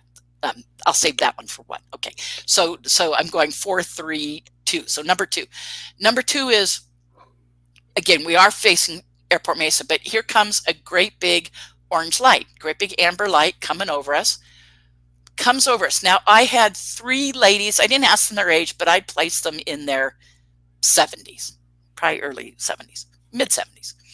One of them had a younger gentleman with them, and it already been discussed that that was her son.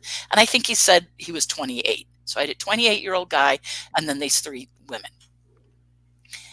And these 3 older women who were friends. Okay.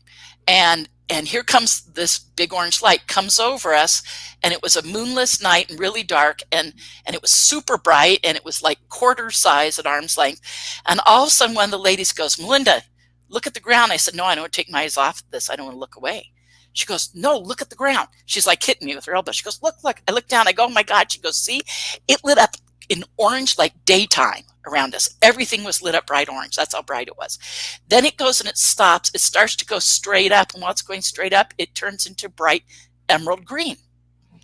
And it starts coming back over us, bright emerald green. And it gets right here in the sky. And all of a sudden goes, whoop. And it was at arm's length. Again, everyone can put up their hand. You're trying to do this as a MUFON investigator. How big at arm's length, right? So it's 3 inches in diameter. So slice a tennis ball, put it in the sky. This was a disc, full round disc. It had gold, kind of like yellow, gold, yellow, red and green lights around it. Many, like do all the way around.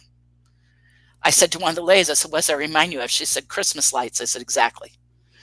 And it looked like the lights were rotating pretty quickly around the edge. And I said, "Well, the lights are rotating around the edge." And the young man, the 28-year-old goes, "No." He said, "Melinda, the lights are fixed. The whole craft is rotating." And I looked at it for a while and I go, "My God, you're right. You're right. The lights are fixed. The whole craft is rotating. It's rotating, and it's going gold, red, green, gold, red, green, gold, red, green, all the way around. And otherwise silhouetted, the disc. The rest was black. So, and then it drifted in over the end of the runway on Airport Mesa, just slowly drifted, kept spinning the whole time, got over there, sat right over the end of the runway. And we're looking right at it. It's not very far. It's probably only, 100 yards. Anyways, and all of a sudden just winked out, gone. And just disappeared. And so that was a disc. It was very close, and that was very, very intense. Okay, number 1. Same location. Here come 2 red lights coming towards us, and these are all years apart from each other, you guys. Okay, 2 red lights coming towards us. They come closer, closer. Long story short, they come right over us. We end up having 2 big black triangles. No light in the middle, just a little red in each corner, little red light in each corner. They're exact same size. I had a retired airline pilot with us that night. When they came and hovered over us, he had already said he had been an airline pilot for 40 years for 2 major airlines. I think it was like United and American, or I think one was Continental. I think it was Continental and United. Okay.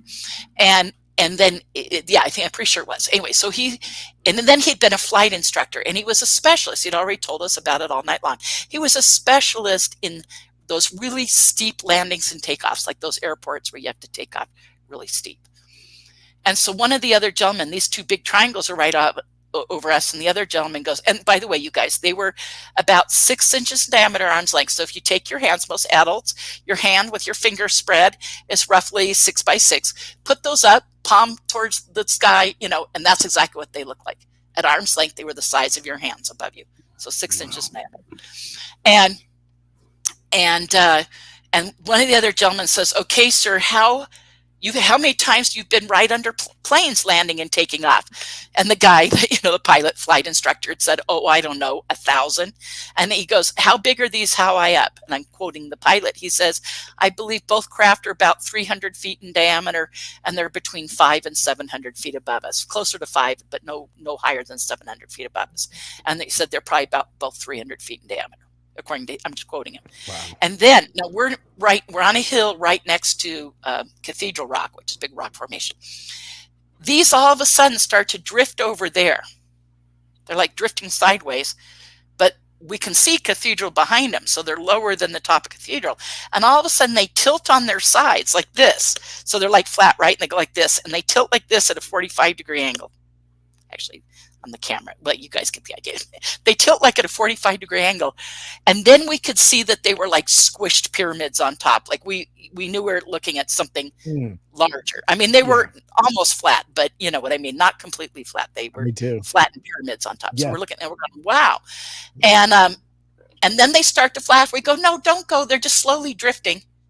But then we hear coming in the back. Uh-oh. Lost there for I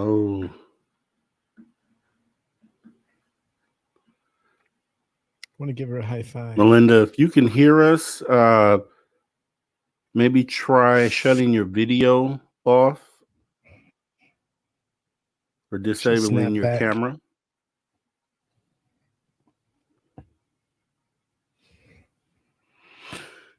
These are amazing sightings. I believe what she's saying here. I mean, because from what we've seen, I mean, we know they're up there. So in Arizona too, with the open sky, we know our friend Tom King sees stuff daily. So I don't doubt what she's saying. Yeah, I'm hoping that she had video of that. That would be sweet. I'm always that guy. Like, did anyone have their cell phone or a camera for all these sightings? And I've seen them, not her in particular, but I've seen people go out on those tours sort of things with the night vision goggles, and you can see the lasers crystal clear, and they're like wands, and they point it. So I can imagine exactly what she's talking about. And Arizona would probably be the perfect place to kind of see that type of stuff. So I would want to go on a tour with her, truthfully. Let's see if we can set that up. Like next time I'm out there, I would love to do that. Yeah, and she's so much fun to be around. She's hilarious, and she's totally go with it. I mean, I sat next to her for a while. And I don't know, am I fading out, or is that you? Am I still with you? Yeah, you were fading out. Here we go. You got me? Here we go. We got you back. Yeah. Okay. Yeah, man. I don't know where you lost me on that. And just so you know, Melinda, I know we have a few things to talk about. So if we have to carry into the next hour for you to wrap it all up, we're gonna be okay with that. Okay. All right. And then we're gonna finish it off. So don't. Tim's gonna give up some of his time for me. Thank you, Tim. Love you. Yeah. Okay. All right. Yeah. All right. Okay. So, because the other thing I have to talk about is so much. Oh my gosh, if I'm going to get to it all. Okay. So going back to this, just really, really quick here. Did I leave off with the things that drifted sideways and tilted? Did you guys get that? Yes, that's right where you were at. Okay. Yeah. And then they started to fly away, and then we heard a military jet coming in from the back. So here comes like an F-18 or F-16 coming in. And it's coming in fast, but these things are just drifting, and we're like, okay, don't run into them. And so it comes in real fast, and then has to throttle back and slow down. The military jet, he comes in fast, throttles back, slows down, and follows them. And these take off over a mountain in the distance, and the jet's just right behind him. So he's following a mountain. So he was. We've had military jets chase and or follow structured craft 4 times. Big light, which is meaning something really large, but not close enough to see the structure or too lit up to see the structure. So I call that big light if we can't see the hard edges. So following full structure 4 times, that was one of them, 3 more times. And then following big light twice, that makes 6, except for the last 2 weeks where we're seeing a ton of military and a ton of big lights up in the sky at the same time. And I was joking with a friend of mine who came out and filmed with me the other night, Jurgen, Jay. And I said, oh my gosh, I said, this is throwing my stats completely out the window, because we're having multiple military and multiple craft in the sky at the same time. So prior to that, it had been 4 times the structure, two times with big light, but this is like another 10 times with big light to add on to that, with military present. And since you were asking about footage, we got it on film. Jay and Ron James, Jay Hess and Ron James both filmed it. One night they both filmed at the same time, or we're going to do a split screen and show both. And then more that night that Jay filmed, but Ron wasn't filming at the same night, and then another night. So there's 2 times when Jay came with me and filmed, and then 1 time with Ron. And all the footage has gone to Ron. He's editing something together.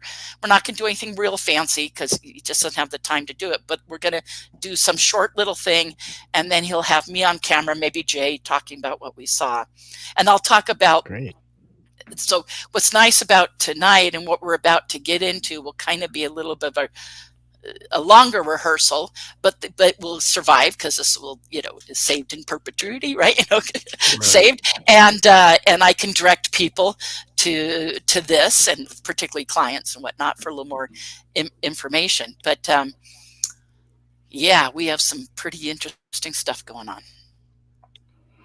Cool. Amazing. I was just telling Tim, Arizona would obviously be the perfect place to see these things. Yeah, you still have audio? You guys, I'm losing you guys. I don't know why I'm having internet problems. I shouldn't be. Okay. Try disabling your camera for a moment and see if at least your audio comes through.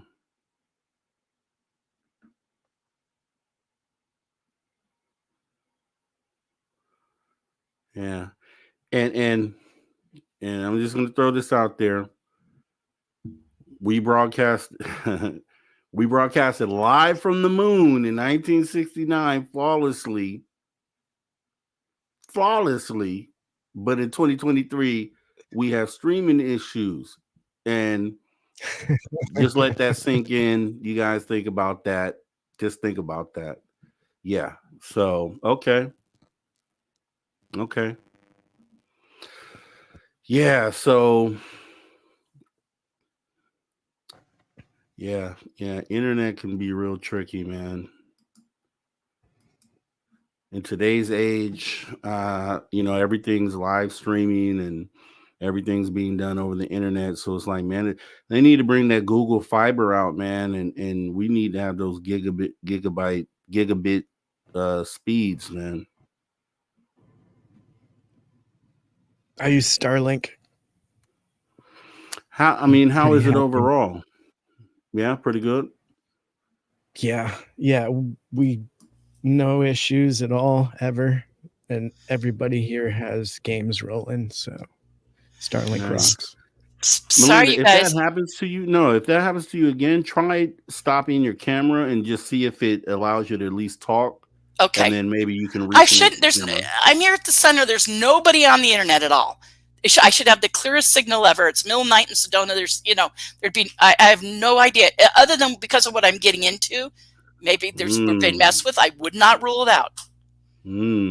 I usually don't go there, but I'm telling you, Well, I mean, we can jump in because I know we had another person in the crowd who actually predicted what the next topic was going to be and wanted you to kind of talk about Bradshaw Ranch and the activity going on there. So if you want to go ahead and jump into that. Okay. Well, I don't know where to start with this, but because of time, I just have to start somewhere. Brad, we've been having something very interesting happen for what's today's date? The 15th, is that correct? Or the 16th? 16th. 16th. So for so for 14 nights now, from when I first noticed this. Now, I've been doing my tours almost every night. In those 14 days, there were 2 days that were too cloudy. In fact, one of them was even raining, and I didn't do a tour. One night I was just too tired. I did the tour, but we didn't go out. Anyways, I was just too tired. And so that takes it down from 14 to 11, let's say, nights of this happening. And then, of course, not tonight, because I'm here with you guys. After the tour, I didn't go do this other thing. So, but let's just say out of at least 11 nights out of 14 where I actually did tours, okay, there started to be, and I take people out, for those familiar with the area, to an area called Cultural Park. But we have a direct line of sight. For those familiar with town, we have a rock formation called Cock's Comb, like the rooster, a cock, and the comb, the headdress, and it's got different spires at different heights. Okay, okay. We're on a raised area looking towards Cock's Comb. We're roughly a half mile or a little more from that. And then to the left of that, direct line of sight, if you were to just draw a straight line, would be where Bradshaw Ranch is. So we're at a mile, probably more like a mile and a half, direct line of sight to Bradshaw. Now, where we are is just the end of town, and it's easy to get there. That's why I take people there, and I can legally do it. It's city property. So we have sightings all the time. I already discussed that, constant sightings. And so every night we've been having sightings, but starting 14 days ago, we're in that location, and we notice in the distance large amber lights, which again means plasma, ionization of the air, coming up. Some of them are popping up in the sky and coming down to what would be the hill range just beyond Bradshaw. Kind of, it's people call that area Secret Mountain. That's more to the right. This is to the left. I don't know if this hill has a name. And in front of that is a hill that I call Bradshaw Hill, but a lot of people call Bradshaw Ridge. It's just a little place where Jeep tours go up and they have a nice view. And then you can drive down from there down to Bradshaw Ranch itself. Now, just for those that don't know, Bradshaw Ranch is our Skinwalker. So hopefully everyone on here knows about Skinwalker Ranch in Utah, right? And there's the TV show about it. That TV show, was it Secret of Skinwalker? Is that the name? I forget. Yep, okay. That's it. Thank you. That Secret of Skinwalker. Okay. They have a new show called Beyond Skinwalker, and they've done 2 whole segments about Bradshaw Ranch. There's these other paranormal ranches and other things that they're including they did Chris Bledsoe's story on their segment. Okay. On Beyond Skinwalker. But they did 2 shows about Bradshaw because they're getting stuff out there. Bradshaw is like Skinwalker. It's known for a lot of paranormal activity.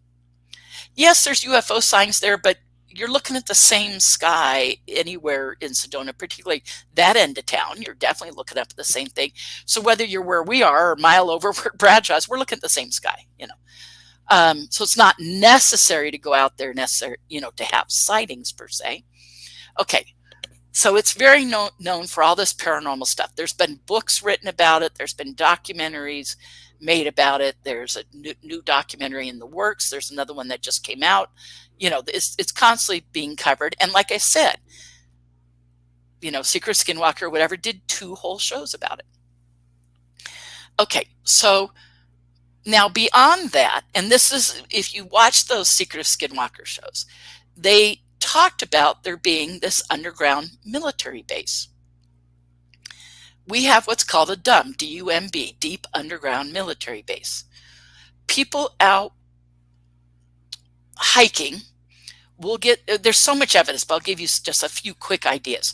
People out hiking down some of our trails will get stopped by guys that area is over a bunch of canyons. If you think of it like a feather and the combs of a feather, okay, that you have there's like feathers of the canyon. Okay, you have Secret Canyon, Long Canyon, Boynton Canyon, Fay Canyon, Wilson Canyon, Sycamore Canyon.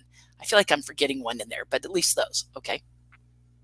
So at the far, what you would call the north end would be like Secret Canyon, and then boom, boom, boom, boom, boom, and then Sycamore Canyon, and then going into where we have the town of Jerome up on the hill, Clarkdale, and there's a cement processing plant there. So from there to there, that whole area may be part of this. And that's many miles. That's probably 10, 15 miles. But somewhere in there, in that range, is where this underground base is. You can be out hiking in any of those canyons, and you could do it 100 times and never have this happen. But if you happen to be there right when something is going on, you can be stopped by guys all in black with Kevlar vests on and combat boots and M16s over their shoulder and told you've entered a restricted area, you have to turn around. In the 13 years I've lived here, I've probably heard at least 20 accounts and maybe closer to 30 accounts of people that have had this happen.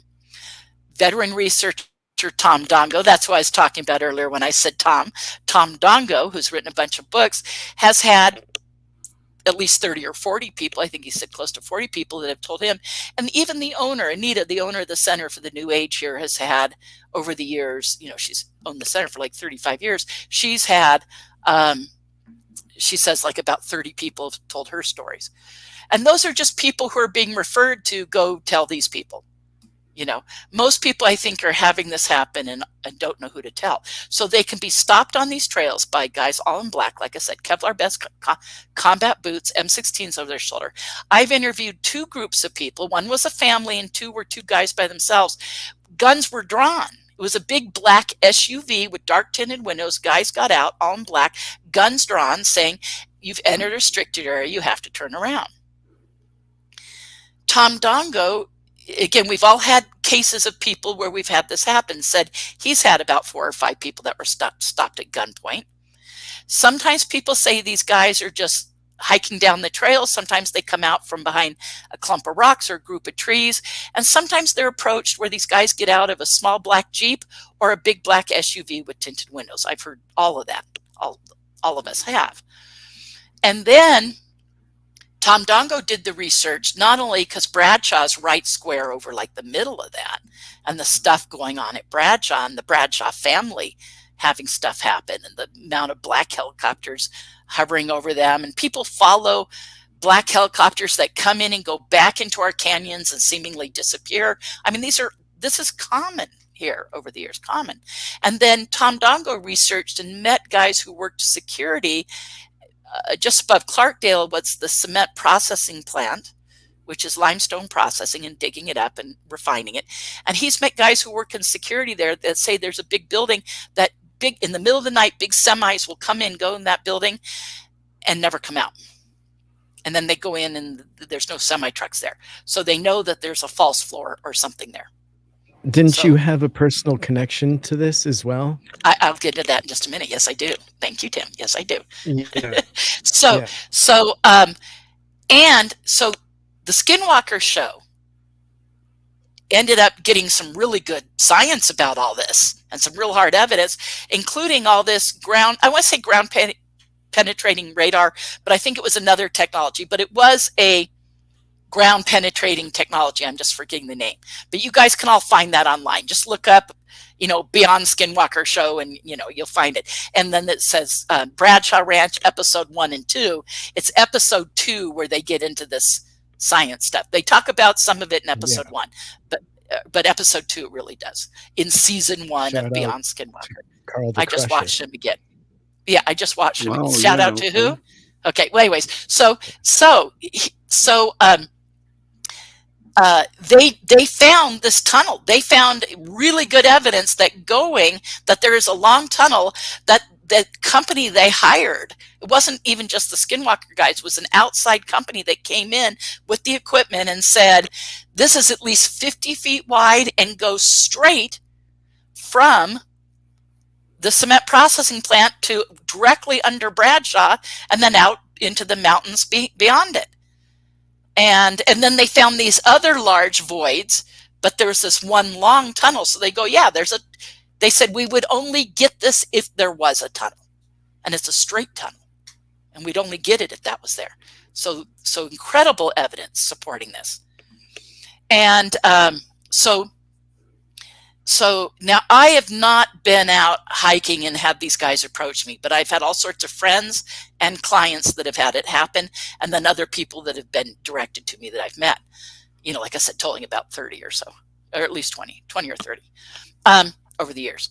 And in remarkable accounts. Then I met a guy whose family had a ranch back in Sycamore Canyon going way back. I want to say to like the 50s. It was either like the 50s or 60s. He was saying they filmed, they were filming coming down their street more than once. He said, we've got this on camera. The family had filmed, his grandparents. He said, my grandparents had filmed earth-moving vehicles, military convoys, and giant earth drilling equipment, tunnel drilling equipment coming down the canyon. And it filmed them going back to dig this out. And that was like the 50s or 60s. I forget exactly when he said. And, you know, so all these things. So again, there's extensive evidence. And now with Skinwalker going out there and doing these investigations and really finding some good evidence. They did this whole thing about sending out signals, and the signals were coming back echoing what they were saying. So they knew that somebody was listening in on them and sending back to them. So they were hearing themselves on the signal, you know, that they were being listened in on. I mean, just remarkable stuff. Yeah, I highly recommend watching the show. And they also talked about people, and they did an experiment live on the show, sending out a drone. The drones come back restricted airspace. So if you send drones in that area, they automatically return with a restriction, because I guess, you know, whenever there's restricted airspace, drones will go there and then return to you, like they all automatically do that. And they kept sending drones that kept coming back saying restricted airspace. So, you know, et cetera, et cetera. So that area is, again, where I take my tour normally. We're in direct line of sight. And so we started to see amber lights come in the sky, come down right over those hills, right over that canyon area, just beyond the hill, you know, and power up. That means they get really big and bright, and then go behind the hill. And then we had lights coming up from behind the hill, coming up, powering up, getting big and bright, starting to go up in the sky and disappearing. At the same time, military helicopters and jets have triple blink pattern. Blink, blink, blink, blink, blink, blink, blink, like that. Okay.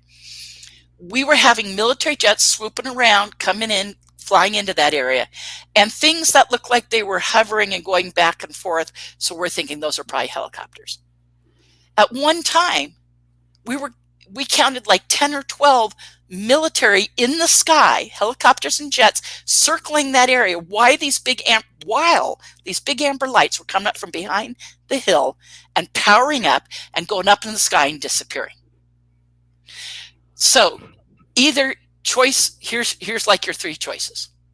First off, before I give the choices, the only thing out there, once you go beyond where there's the Pulaski and Hunanki Indian ruins and Bradshaw Ranch, there's rugged, you look at Google Earth, it is rugged, deep, cavernous mountain terrain with pine forest and a couple of streams and stuff. There's nothing until you, like, all the way to Williams, which would be kind of northwest from there, and Flagstaff further north. And then you have Jerome, and on the other side of that hill, Prescott over there. And then you have Sycamore Canyon. Then there was this little tiny town called Perkinsville. But you go straight out in that forest, there's nothing for a long time. And I've looked at the images. It is deep. There's nothing. There's no runways. There's no buildings. There's one tiny little ranch with two buildings just beyond where Hunanki Indian ruins are, and maybe one over, but then before you get to that, there's a few ranches, but beyond that, nothing. Beyond those hills, nothing. And yet here these big lights are coming up from behind, coming down from the sky, going behind there. Tons of military up in the air. There'd be no reason to have all those right there circling constantly. Obviously, yes, there's a reason if you're securing the airspace for something going on. So here's the three choices, and I don't know the answer. Choice one is it's ET and they're coming and going, they're securing the airspace because, and that's one thing Tim asked me about, and I'll get into that in just a minute. We have a lot of evidence and reason and my own personal experience and some experience of some friends of mine to believe that this is an ET and human related base working together. So are these ET craft coming and going and we're securing the airspace so they can come and go? You know, guys, I jokingly said every night, you guys know the movie MIB, right? You know, and you have Rip Torn, the actor, the older guy with the deep voice in the movies Men in Black, right? Okay. And he's in the first Men in Black movie, he goes, what do they think this is? An intergalactic Kager? Okay, remember that line? Yeah. Right. And it's plausible because it. I've heard of pilots that have talked about flying on the perimeter of Area 51 before you cross into restricted space. And one pilot accounts a time where he saw these lights that appeared in the sky, and then they lit up the runway at Area 51, and these things just started going one by one, flying down, landing into the airport. And then Area 51, you have the camo dudes, and this is flat desert, and these guys pop up out of nowhere. People think they're coming out of some sort of underground facility and emerging into. So that makes a lot of sense. I mean, they built the Greenbrier, the bunker under the Greenbrier in front of everybody. So if there's no one there to see it, I could imagine that they definitely have vast bunkers all over the country. We know they do for sure.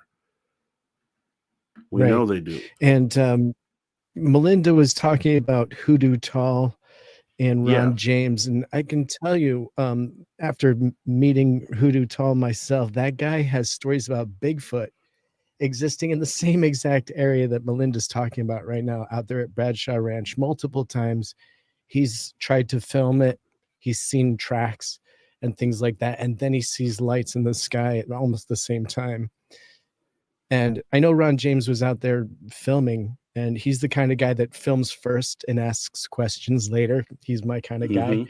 And so hopefully, Melinda successfully puts this together into a little documentary. You guys get to meet Hoodoo Tall a little better, because Jurgen's a cool dude, and he's definitely seen some stuff out there at Bradshaw. Yeah. I came across Hoodoo Tall on an interview he was doing. And then I saw him again. I think he showed up here at Spaced Out Radio. I should actually. Let me write that down because I forgot about him until she brought his name back up. And I'm like, okay, I remember Hoodoo Tall. Yeah. Right. He's a good guy. Got Melinda back. Yeah. Luckily, I know how to get out and get back in pretty quick. I shouldn't have to do it at all, but whatever. We're having internet connection problems. And I don't know. I don't know if it's something. We have a big fire out here in town. I don't know if something's throwing it off, or if I'm being messed with, or what. But anyways, God, how bizarre! Because luckily, like I said, I can get out and get back in pretty quick. Okay, so now you guys can hear me, okay, right? Okay. Yes. So where was I at? Okay,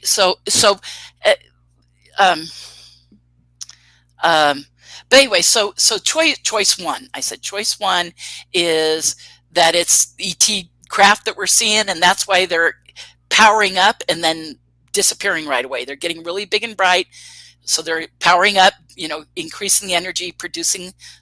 The byproduct of that is it bleeds so much energy, it's ionizing the air around it, and then you get the amber light because that's ionization of the air.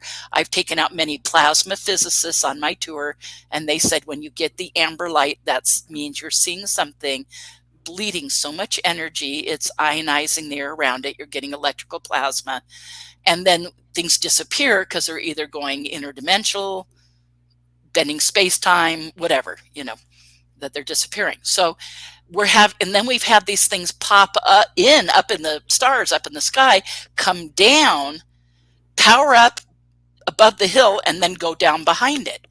And then some things are just coming in the sky, flying over there and disappearing, but not going behind the hill or coming up from behind it. Like they're just appearing above the hill and then disappearing.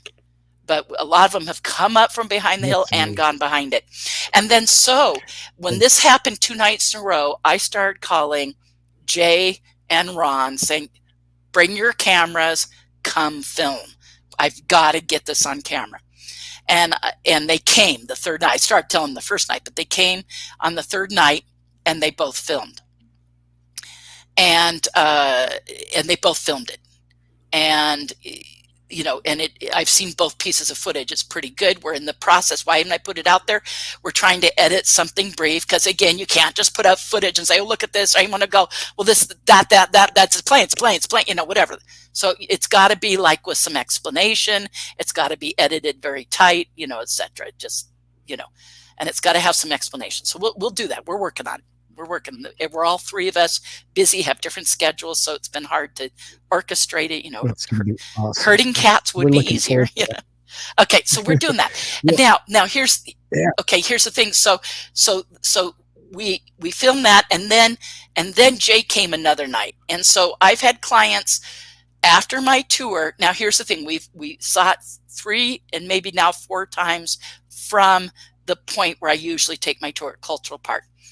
But one night I took clients all the way out to Bradshaw, but nothing happened. Okay. Another night I took clients with me out to what's called Airy Trailhead, which is, for those familiar with Coxcomb, just on the other side of there is a hill, and there's a private gated community, but there's a trailhead called Airy. And it's paved, and all the roads going out there, like you're going out to what we call Enchantment Resort and Boynton Canyon, are all paved. So we're going out there. So if anyone's been out to Boynton Canyon or Enchantment Resort, that's right near where we're going. So we're going out there, out to the Airy Trailhead, and you're up high. So we're half that much closer than my usual place. We're like right in the middle on that line. So we've gone there, and it's a nice view. We're up high. We're able to see for a distance. And from that vantage point, at least 5, maybe 6 times, I've had clients with me, and we're viewing. And what's crazy, you guys, is it's happened between 9:30 and 10, all those nights. It starts up like right at 9:30, and all the military start coming in and swarming, and then these objects come in from space, come down or come up. And so, like I started to say, choice 1 is it's ET. Choice 2 is it may be ET technology in our possession, and we're doing some kind of scheduled test flights or something. But you guys, when you look on Google Earth, there's no runways, there's no buildings, there's nothing. So this is only exists if there's a giant underground base. And there must be a tiny little hole that these things are popping up out of. I mean, truth is, I don't know. But I've examined it all closely on Google Earth, and you go, there's nothing there. Okay, then, and so choice 1 again was ET craft. Choice 2 is ET craft in our possession. And choice 3 is if we've got something that can create a huge giant amber plasma field and go interdimensional and disappear. But this would mean we fly a lot of it, and we're doing it every night for 14 days. That's nuts. You know, it's just nuts. So I don't know the answer, but I know that we're seeing this. My clients are seeing it. They're completely blown away. A few other people and Ron, who's director of media relations for all of MUFON, he made the movie Accidental Truth. He's produced.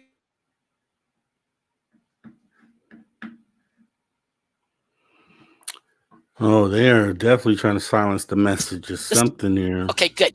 Okay, I'm still there. Good. He said it's the best video he's ever filmed of a UFO. So it's like, you know, and yet it's not structure. We're not close enough. We're not seeing hard edge. I wish one night, one of the lights coming up from behind the hill, so like a mile and a half away, comes up.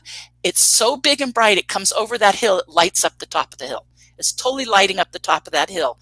I'm sending out like positive vibes saying, come towards me, comes towards me. And, you know, for my heart chakra, it's saying, come here, I want to see your structure.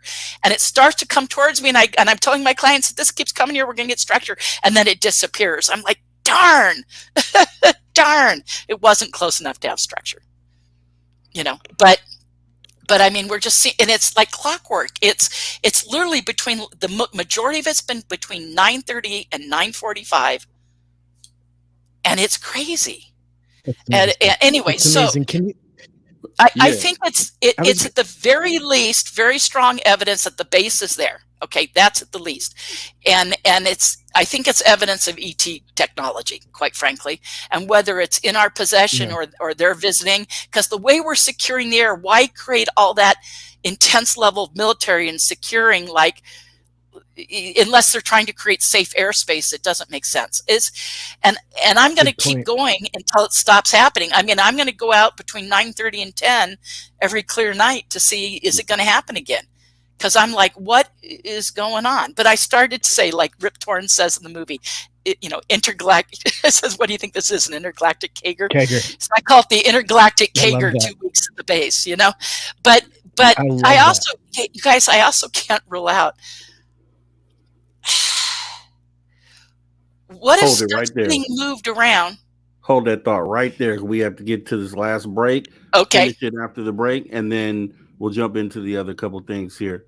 So as we pause for the cause real quick to get ready for the last break of the night, we're gonna this is the people who keep trying to shut Melinda's internet down. It's not gonna work. We're getting the message out tonight. So you guys will be right back as we get ready to jump into hour 3 of Spaced Out Radio, the last hour. We'll be right back.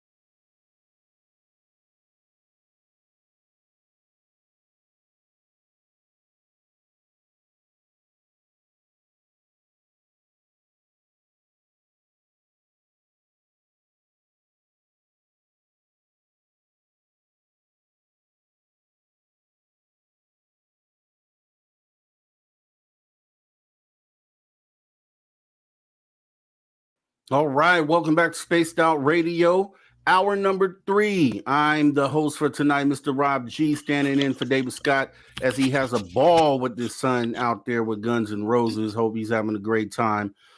We have Tim Senor here in the building, and we have Melinda Leslie. And just once again, I got to talk to the space travelers out there. Consider taking the next step. It's growing, but consider taking the next step. Join the club. That's right. You can join the SOR Space Travelers Club for as little as $5, 20 quarters, by joining our Patreon. Get some official Spaced Out swag at spacedoutradio.com. Now, we're jumping back in with Melinda, and we were talking about the deep underground military bases, and there's a point that you want to add to that as far as like the mass abductions. Let's talk about that, and then the also the sightings that are, I guess, happening like clockwork. Let's go over those things with us here. Oh, no volume.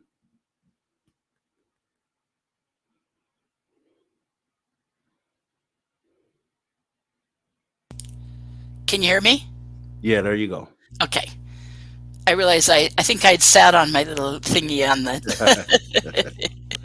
Yeah, so that wasn't an internet thing. That was a instead of butt dialing, I'm microphone. So what's going on with the mass abductions to this base? The like clockwork was what I was just saying, between 9:30 and 10, but most of it between 9:30 and 9:45 every night. And I was just thinking too, I should clarify, it's not just the lights coming up from behind and going, behind the hill and coming up and powering up and disappearing. It's also ones coming in the sky and going down there. One night, for as an example, we had 3 things pop in up in the sky in a perfect triangle formation. And so we see that about 1 out of every 10 tours. We see that pretty often on my tours. So we're seeing 3 things in triangle formation come down, swoop down over that area. And I'm like, were they just farther away? Like, here's the hill and they're just going to keep going, off like that beyond it. But no, they came down over the hill. They came right over the hill. All 3 powered up like dime size, at arm's length, dime or nickel size, giant amber lights. And again, they're looking dime and nickel at arm's length. We know the other side of that hill has got to be about 2 miles away. And they're going boom, that big, all 3 at the same time. And then all 3 went boom behind the hill. And you're like going, what? I mean, again, my clients are just, their minds are blown, me too. Cause I'm like, what are we seeing? Is it something in our possession? Is it ETs coming and going? Is it, if we have that much stuff, what, it's like, but we're seeing it. Like I said, the majority out of 14 nights in a row. So, and then when you watch those skinwalker shows and you combine it with all the stuff, again, there's nothing else out there. I think it's incredible evidence that the base is there. I think it's incredible evidence of ET technology existing there, whether it's ETs or us, but it's that technology. If it is us, it's reverse engineered, but it's crazy. I mean, it's there and there's no runway, no nothing, this stuff. And then where are all these military aircraft coming from? There's no runways. There's no anything. It's coming from somewhere, I'm like, I just have questions. I have so much I want to understand. And why is it happening like clockwork? Okay. So going back to now, what I'm about to share may sound so completely incredible, non-credible to people unfamiliar. But as I said earlier, many abductees get covert involvement, harassment, surveillance, monitoring, picked up, abducted, interrogated about their experiences. It's certainly not all abductees, but it's at least 50% for the harassment, surveillance, and probably 30 or 40% of people who have actual covert human involvement in their case. But some of these, just like alien abductions, can be just you by yourself or you and your family or whatever, and then you have more people involved. It's called a mass abduction.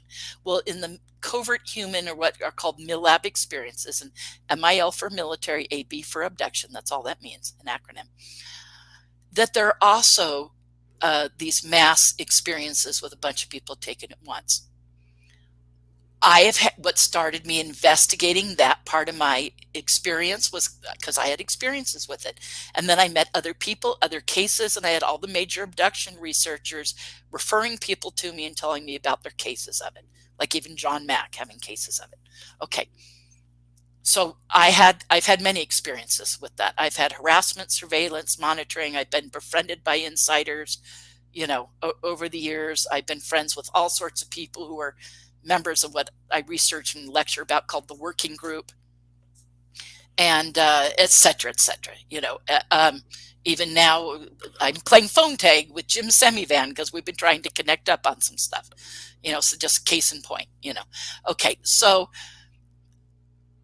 right when I was going to move here, I was coming and meeting with the owner of the center to talk about renting an office because I'm an independent contractor at the Center for New Age. I rent an office and I pay marketing fees and et cetera, et cetera. When that first started, I came to Sedona with a friend, my friend, well, actually two friends, but Bonnie, and another friend stayed somewhere else. So, but Bonnie and I stayed with my friend Jocelyn. Jocelyn has grown children. One of her grown daughters was visiting home, and then her husband. So it's Jocelyn and her husband and grown daughter. And then they have a little guest house, and Bonnie and I stayed in the guest house. Long story short, the five of us had an experience of an abduction taken together from the house. So all five of us taken together. And we were removed with ETs, but this is also fairly common in these covert ops experiences. Now, you can, of course, just be an ET abductee and never have covert involvement. You can be an ET abductee and see covert humans present in your experience. You can be an ET abductee but have covert human abductions and never see any ETs present. Okay? But you can see ETs present sometimes in them. And then there are experiences that I call handoffs. You can be taken by ETs and handed to covert military guys, or you can be taken by covert human military and or intelligence people and handed over to ETs. Both can happen. And I have many cases of all those things in hundreds of people that I've worked with and interviewed. And when I say worked with, I'm an investigator researcher. I'm not a therapist. I have interviewed people with experiences, but I've gotten real picky now where I work with experiences that have physical evidence. I'm just real picky that way because I just get too many people trying to contact me. So I'm interested in, oh, thank you, whoever said that. Oh, that's Spaced Out Radio. Thank you. That's Dave right there. That's our Dave. That's Dave. Thank you, Dave. No, that's the Mr. special Rob like G. button. Thanks for your patience through technical Is that difficulties. Rob? Yeah, that's me. That's Rob. Oh, that's Rob. Yep, continue. Okay. But so it wasn't Dave, it was you, Rob. Okay, Yes. thank you.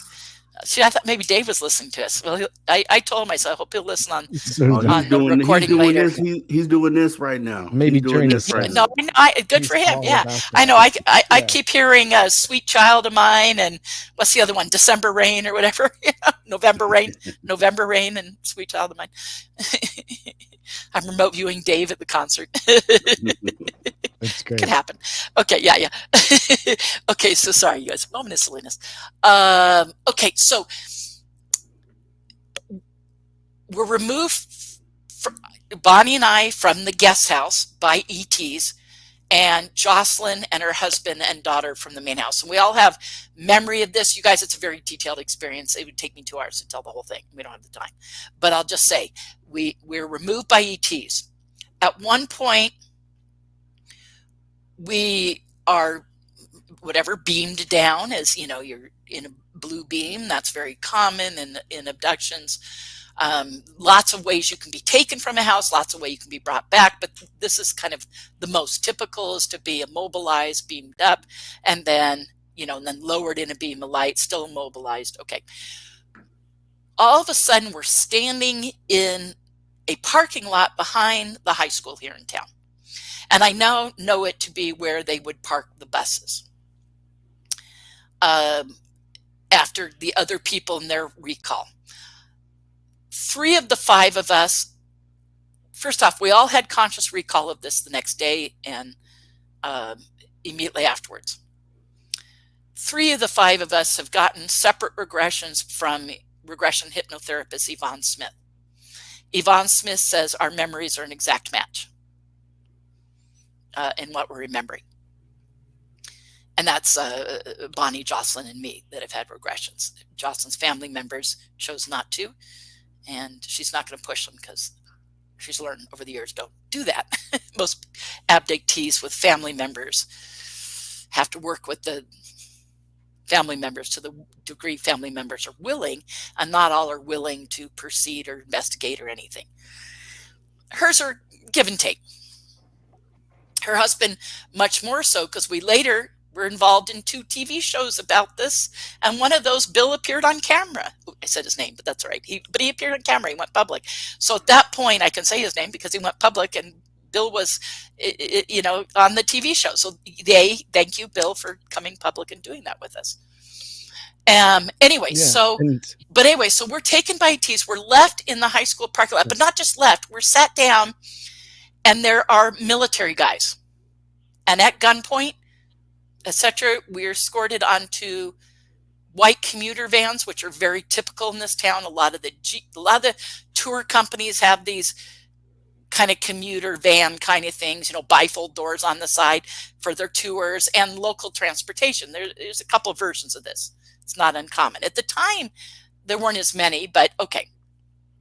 We're taken on this van. We're driven somewhere out in our local canyons. I figure it takes under half an hour to get where we're getting. I've gone down a bunch of the roads trying to recreate where exactly did we go. There's only a few options, but obviously out towards the base. There are more than one van, there's more than us. So at this point we're going, okay, in our group, in that parking lot, there are like 5 or 6 of us in our little group. And then there were like 2 or 3 other little groups of people, about the same amount of people. But I think we all got in one commuter van, and I think they maxed at seating about 24 people. So I'm thinking the total people had to be less than 24. So I'm thinking 3 groups, 3, maybe 4 groups of 5 people each. Does that make, yeah, that would be about right. And then on the van, there was a military guy driving in camouflage. There were 2 guys sitting in the back in camouflage, and the guy in the front passenger. So the 2 front and 2 back were military guys. And we were escorted onto this van, and then these guys were on there, and we drove away. We go to the base. We pull into an area that looks like it has some temporary fencing set up, and into what looks like doors carved into the side of a hill. There's light-alls, temporary lighting around. That's what they're called, light-alls. I've done research since to know that.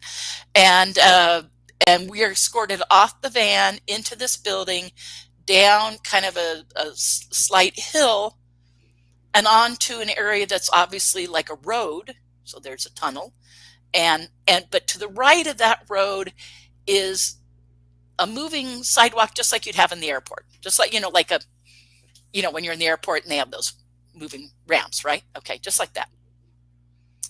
And we're escorted on that thing. It eventually ends. We make a right. Anyways, I could go on and on. But the point of this experience is we were being questioned and tested for psi ability, PSI, specifically like moving matter with our mind. You guys, I teach a psychokinesis class. It's not a big deal, spoon bending. So I teach that all the time. I had clients today that I didn't have a class today, but I ran into some people today that said, yeah, we were here. We took your spoon bending. We're going to we're bringing a whole big group back to do it. We're going to let you know, we're planning this whole retreat. We want you to come do it. I'm like, yeah, good. Okay. So anyway, cool. So that just happened today. So this kind of thing. So, but in this experience, there was this suspended thing. And in our experience, you guys, it involved humans and ETs working together. What are called elder greys, the tall, thin, sunken cheeks kind of greys. And clear humans, guys in military, guys in lab coats, etc. Variety of military uniforms, lab coats, etc. And we were tested and divided up. And at the end, we were drugged, and eventually we were put back on this van and driven back. But at some point, we're handed over to ETs. Now, we passed out because we were drugged. And at some point, I I am conscious being put back in bed by ETs. Again, beam of light being lowered. And so is everybody else. Like, everybody remembers. Jocelyn has got some really funny stories about it and stuff that happened. And then we had evidence. We had landing trace evidence in the yard of a craft that had either landed or hovered and caused stuff to happen. We had effects amongst a big field of weeds that was similar to a crop circle. I could go into great detail, but we had all sorts of physical evidence. Bill, who's Mr. Nuts and Bolts, her husband, was out there going, you know, we have, and he said stuff never grew back there. Just like the Debbie Jordan story of stuff not growing back in the landing trace. There's famous cases of that. But obviously the ground had been irradiated. It would not hold water. And I wanted a full MUFON investigation to happen, but the family didn't. So we didn't pursue it. They were adamant. They did not want it. And I was really bummed because I thought there should be a full investigation because we had landing trace evidence and everything. And we all remember, we had physical evidence, we remembered, et cetera, and we've had some regression since. Now, get this, 2 years later, I do readings here at the center. I'm a medium. I do deceased loved ones and general life. I have a family come for readings. There's a lady, an older woman, and her son, but this guy's clearly in about his 30s. They come, they talk to me. He asked me about my abductions and stuff. His mom goes to use the restroom, leaves the room, and he says, "Can you meet with me privately tomorrow? There's something I want to discuss with you." It's okay. He meets me next day, actually takes me to lunch. We're talking. And he had already shared, and him and his mother had already shared, that they were abductees. They shared some abduction stuff. It was more of a talk about abductions than it was about a reading. You know, some people have come and have used the pretense of getting a reading, but really want to talk to me about their abductions. And I usually don't charge them for talking about abductions because I want to help them, and I don't. Okay.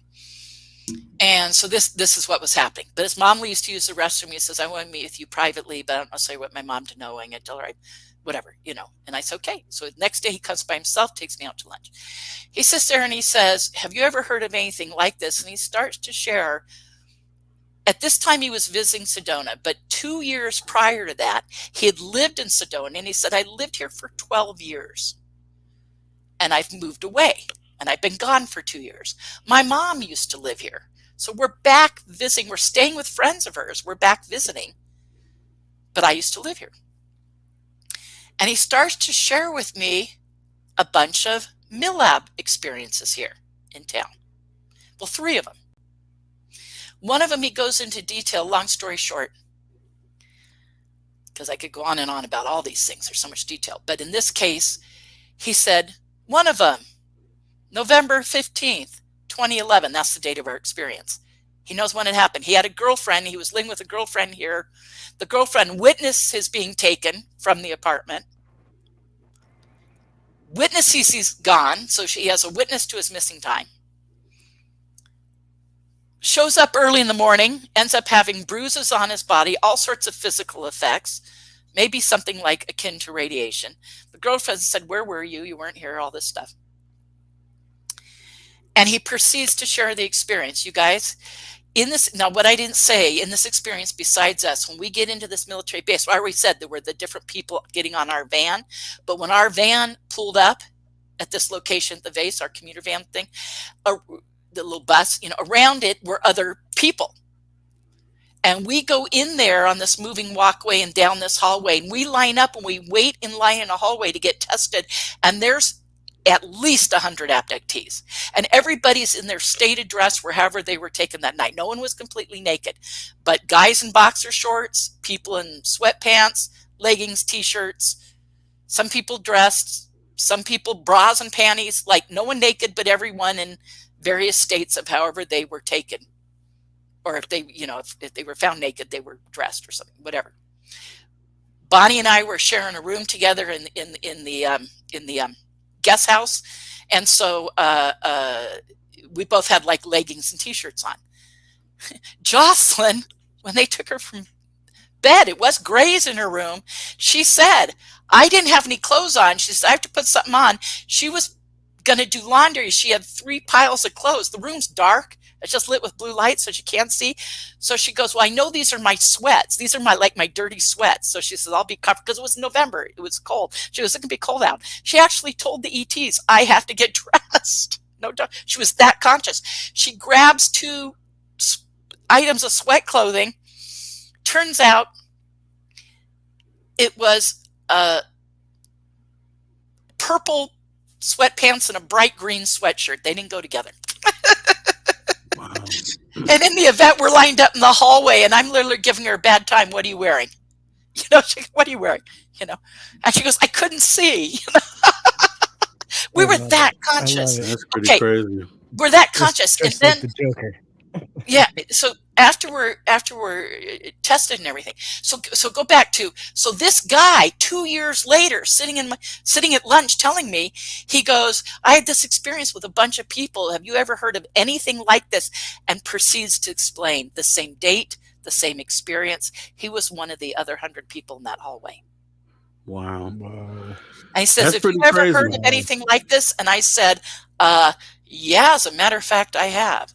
And he goes, someone else has told you an experience? I said, yeah, me. And he goes, what do you mean you?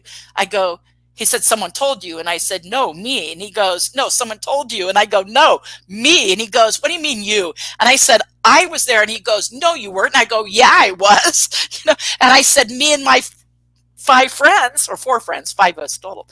I said, me and my 4 friends, the 5 of us were there. And he had in his box, he had boxer shorts on. And then they got getting tested for psi. You guys, they had like a skull cap wire thing with wires coming down. They were doing EKG, you know, reading on us. Is that EKG? With brainwave, and he talked about that. I mean, I did not, you guys, I didn't share any of my experience with him. I let him tell his whole thing, because I said I cannot influence this guy's memory in any way. I let him tell his whole thing, and he's all done. That's when he says, so have you ever heard of anyone else? Have you ever heard of this before? And I went, yeah. Wow. And it was blowing my mind. And I wanted to jump in, but I let him tell his whole story, because I kept saying, what else, what else, what else? Because I just wanted to recall everything he could recall. And he had no regression. It was all conscious memory. But he shared the exact thing in every detail. He was one of the other people that day there in that hallway. I think that pretty much solidifies it. So, but you guys, and I've met other people that have said they've been taken there, and I've met some insiders that have claimed to have worked there, and all the evidence and research and science has done sense. I mean, clearly this base is there. I think, based upon all these accounts, and not only my own memory, but what other people are saying too, that this is ETs and humans working together. And either what I've been seeing there the last 14 nights in a row is either ETs coming and going, or we have their craft in our possession. That's what I think. And my clients, I mean, what we're witnessing every night right now is so nuts. It's so nuts. And thank God we filmed it a little bit. So there we go. You're gonna have to bring that stuff back in so we can see it. And I'm actually what we're gonna do, because I have there was someone that was on the show that had very similar experience to you, and then there's gonna be some questions that the audience asked that I'm gonna end up bringing up. Sure. What we're gonna do real quick, because I know Tim has a few stories here for the UFO reports. We're gonna run through those. Okay, and great. Then we can use the remaining time to go over those questions. Whatever you want. And thanks you guys for letting me go on so long. And Tim, and if I've taken up your time, you're hanging out with us for the report. Yeah. You don't have to. But I think I covered everything I came on with my agenda to cover. You know. Yeah, and we may have some time at the end where we can wrap everything up. Exactly. This is my first time interviewing you, and I'm taking it all in right now. So I appreciate you.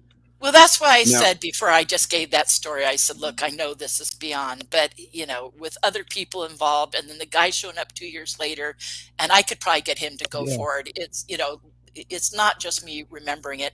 And the only point even bringing up that story was to say that this is ETs and humans working together. So I think what we've been seeing the last 14 nights in a row is just that. Well, you tell me, Tim. You tell me, Tim. I love it. I know you had a few things to talk about. I mean, Go I ahead do, and but start where you're starting. just start just with the UFO Yeah, report. yeah, because Okay. I don't have the fancy Yay, Tim. And I don't have Tim, the go fancy for it. UFO I like report having a music. Wait, break, wait. man. I would love your input let too, me Melinda, honestly, let me because see. we're going to talk about Peruvian face-peeling aliens and some pretty incredible stories, right? Exactly. That was my Well, reaction too, but there's just more suppose than it'll one make my case. stuff sound more believable, right?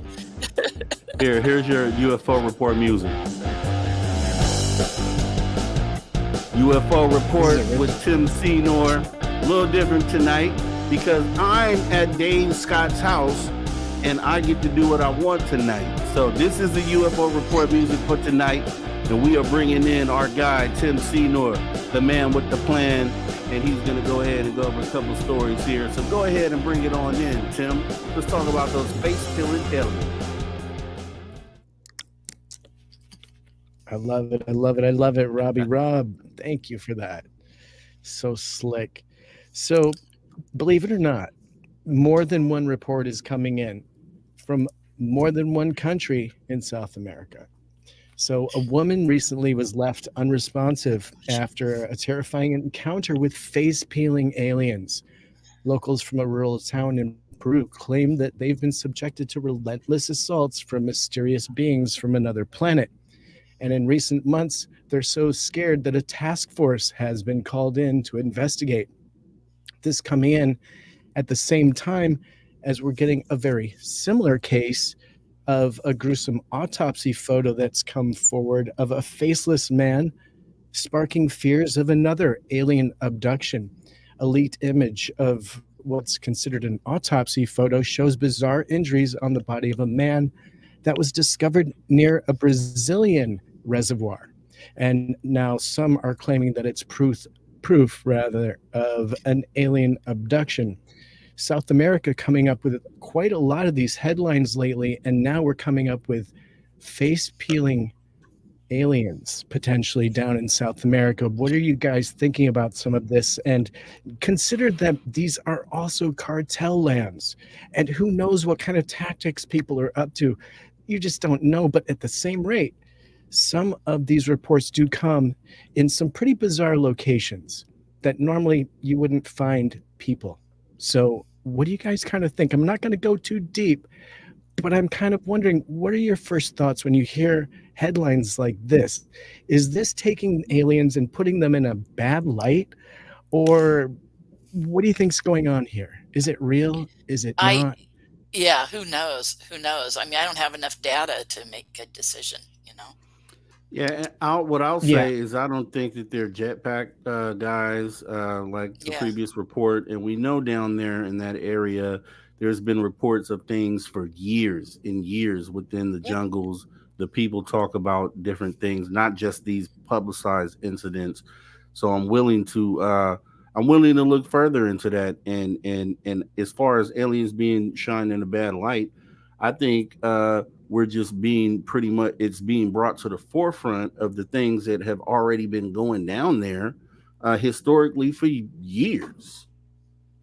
Yeah. Yeah. I mean, yeah, you're right. That whole area is known for constant sightings and abduction accounts. But, you know, how much is exactly what's happening here? How much is influenced by outside stuff or cultural things? You know, there's so much to take in. And it would take a team of researchers to look into to determine. And I admit I do not know enough. I've only heard little snippets, and I have no idea. I hope it's not face peeling aliens. That would not be good. What do you think? Indeed. What is your opinion on that, Tim? As far as what is your opinion on it?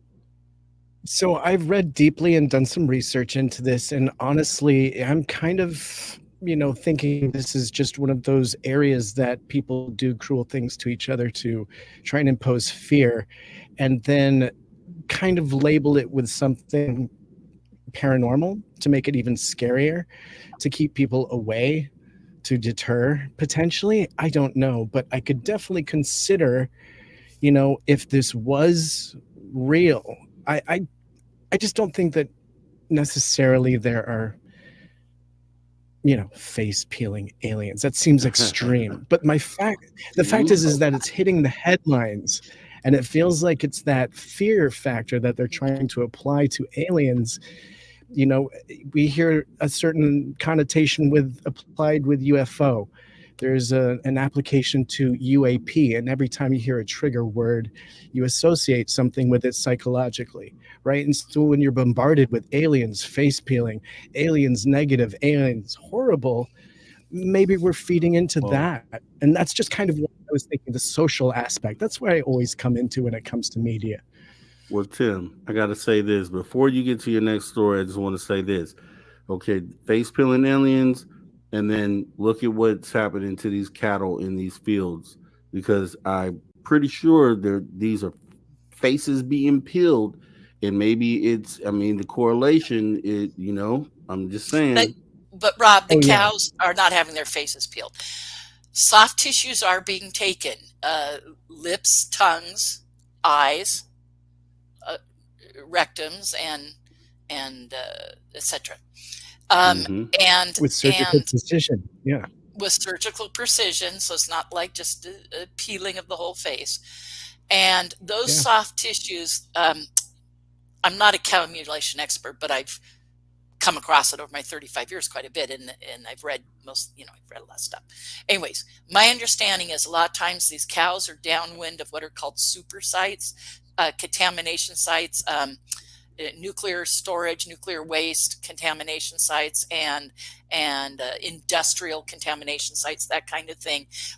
And then the soft tissues would be affected by those environmental conditions. So it seems like maybe a study of the environment, that the taking of these tissues. Now, it doesn't sound like peeling someone's face is a study of the environment.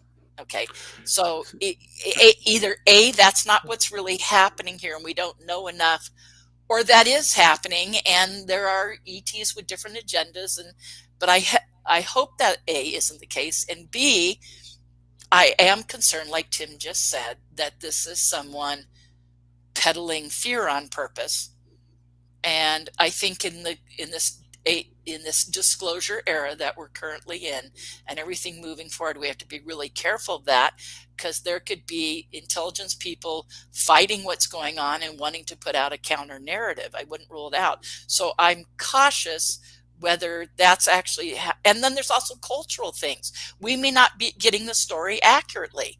So and even take with Zimbabwe Rua case, it took investigators going there, interviewing the kids to really figure out what's going on, And so I think it's going to take a team of U.S. investigators interviewing people, maybe. But sometimes we're just not going to know the answers, too. I'm okay with not having to always know. Well, here's part of the thing. Differences, And the cultural difference is correct. So here's part of the thing. So when we get into the face peeling, is the translation from their language. Exactly. So it's really pelicadas, which in English means face peeling, but it may not hit the same in Spanish the way that it is in English. So to us, it's a literal face peeling because that's the translation. However, it could not mean face being peeled. It could have a different meaning to it. We peel if we get burned, radiation burn. What if they have face peeling because it's a radiation thing? Because we do know there's side effects to having sightings and abductions and getting too close to craft. So that came in mind when the first time I heard about it. I thought, gee, I wonder if this is radiation stuff. Yeah. Some burn your skin right off your face. But that's wild. That's wild, Tim. We're sure we'll hear more stories about that.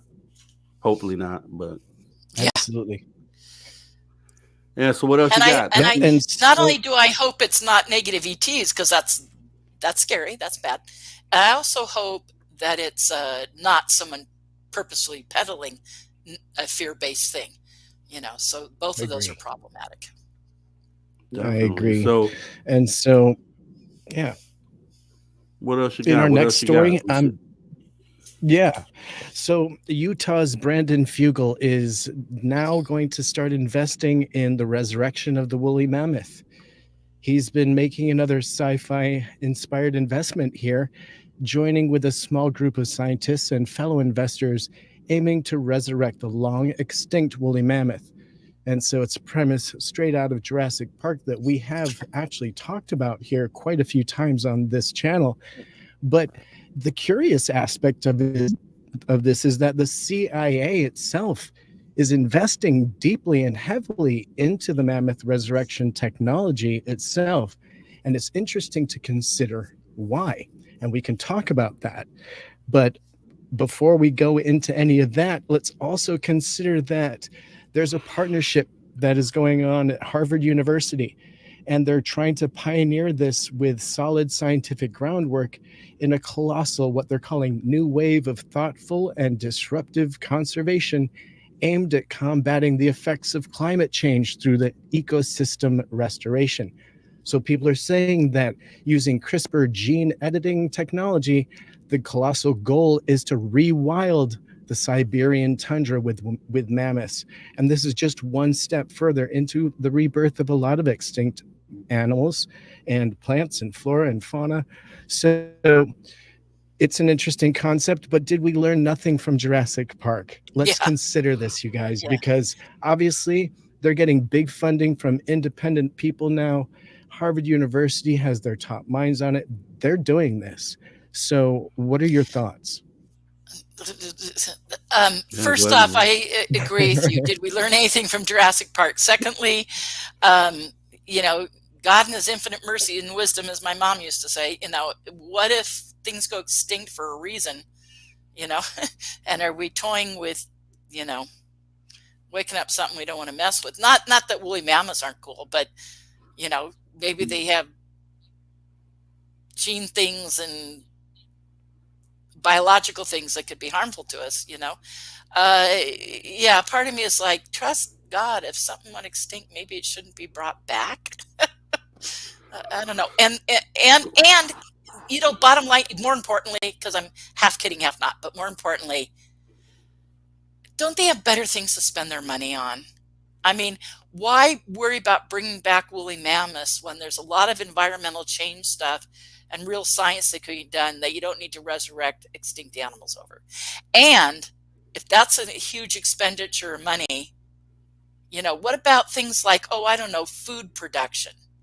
Let's spend money there. Let's spend money on cleaning up in the environment. Let's spend money on, oh, I don't know, the education system. I mean, part of me is like, you guys, isn't there a better use of money? Are we really going to figure that much out about the environment when we resurrect woolly mammoth? Pardon me, you guys, but it seems to, well, I was going to say male ego, but that's not fair. That's not fair, and I do apologize. I should just say ego, period. Like, oh, we're going to bring him back because we can. Well, I'm sorry, that's not a good reason. There you go. And going off of what you just said, doing it because you can. So here's my thing about it. Just like Melinda said, woolly mammoth is not such a bad thing. However, if you're doing that, that's the thing you're telling us about. So what are you not telling us about that you're trying to bring back behind the scenes? Because if you're doing that, that's an active thing. Guaranteed, that's how Jurassic Park started, by cloning things or bringing back things that they didn't tell anybody about until it was too late. So are you bringing back something that could change the balance of our ecosystem, or, you know what I mean? And that's where it gets kind of tricky, right? There could be some good there, but you know, with tools like that, there's always going to be someone trying to do too much on the side. And that's kind of what I think would come out of this, unfortunately. And it's always been a debate in science. You know, just because you can, does that mean you should? You know? I mean, we've been down this road with nuclear technology, you know? Just because we can, does that mean we should? And granted, it isn't a bomb, but it could end up being devastating or problematic. And I say, gosh, you got breakthrough science. There's better things you can do with it. If your gene stuff is that good, let's work on food production. I mean, come on, guys. Yeah, and think about the butterfly effect from that. And it actually brings us right into our next story of whether we should or not. Scientists successfully simulated backward time travel recently with a 25% chance of actually changing the past. And so we know that it's diving into quantum physics, but we don't have to get too deep. But let's just leave it with that headline, knowing that they're trying to make it happen. Is it something that we should? Now, we talked about this briefly the other night. This is a new story coming from the debrief that you guys can dive into deeply to see how they're doing it. But just off the top, consider all of the implications here. If one person has, this ability, it's already happened. So our timeline has already changed. And so, it's one of those things that kind of gets a little sticky if you can, if it's done at any point in our timeline, then you're getting into some pretty sticky stuff, right? According to this new concept, you can only change things very briefly. And it would be the sort of thing that you could only change in motion once it's already started. So it would kind of be in our recent timeline. They're not talking about going too deeply into the past. But some of the implications are there that mathematically at some point we could go pretty deep into our past and make some changes. Now, the butterfly effect is massive. Would we all be here? Maybe we wouldn't. Maybe we would be in some other existence, and it's pretty dangerous waters. So I'd love to maybe get it's your been thoughts done on and this. there's multiple timelines operating already. I know these are the theories. So I love it. Again, Please, it gets to what we were saying. Just because you can, does that mean you should? Yeah. And you're dealing with humans, and the people on that level that have the ability to do this, not the common person that has access to this or is able to test this and go back in time. And it's always going to be a question of what is the person going back in time for the right reasons or not? And unfortunately, that question has to come up in every conversation because we know how humans are. And I wouldn't trust another human to go back in time. And you get any of this technology in the hands of terrorists, I mean, people, what's going on in the Middle East? People are jerks, unfortunately. There are still, but in the right this day and age, and the day and age of disclosure and, the war to end all wars and everything, we still have jerks on the planet. Yeah, in the right hands, no. Yeah. Right, good intentions, right hands, but that's right. The thing is that theoretically, even with great intentions in doing something that you think is the right thing, could still have a chain effect, butterfly effect. Yeah, that's right. That could take us and end us in a spot that we don't want to be in. And so it's tricky, dangerous. And I always want to say, why are you doing it? What is really the drive? Because I know how, not to get too woo, but I know how, I'll say the law of attraction, but I'll just say karma, okay, whatever you want to call it, all the above. If you don't do something with the right intent, you're asking for things to go wrong and get screwed up because you're setting that energy. What is the energy? What is the intent to what you're doing? If the intent is anything other than love, you're already gonna, pardon my language, because I think I can say this and Dave won't be mad. You'll F it up. Yeah. Well, consider their concept is that they could potentially change the contents of a package after it's been sent, right? And that's kind of the concept there. Now, in that theory, you could do a lot of good. You could disarm a missile that was launched. You could undo a wrongful death. You could take back perhaps some words that change things, between two countries. I'm just saying it could be used for good in the right hands. But at what point do you make that decision, and what is the right reason? And just like you're saying, Rob, the butterfly effect, it's just such dangerous waters. Again, Melinda, and backing up what you're saying, just because we can doesn't necessarily mean that we should. I 150% agree with you. And, and it gets down to, if anybody's intent is wrong, you're just asking for it. Karma will come up, man. Karma is a bitch. It'll come up and get you. Completely right. Well, I'll leave you with this last example real quick. So just on the so the person's going back hoping to benefit. So the person goes back in time and says, okay, this person has got hit by this car. I'm going to go intervene. Snatches the person out of the way, save that life. It's like, wow, that's a great thing. But that car goes down the street and hits a group of people, hits 10 people this time. And that's how it could turn into a negative, a positive into a negative. And that I just wanted to leave you with that. No, I agree. think I that's agree. I think, and again, why do you want to do it in the first place?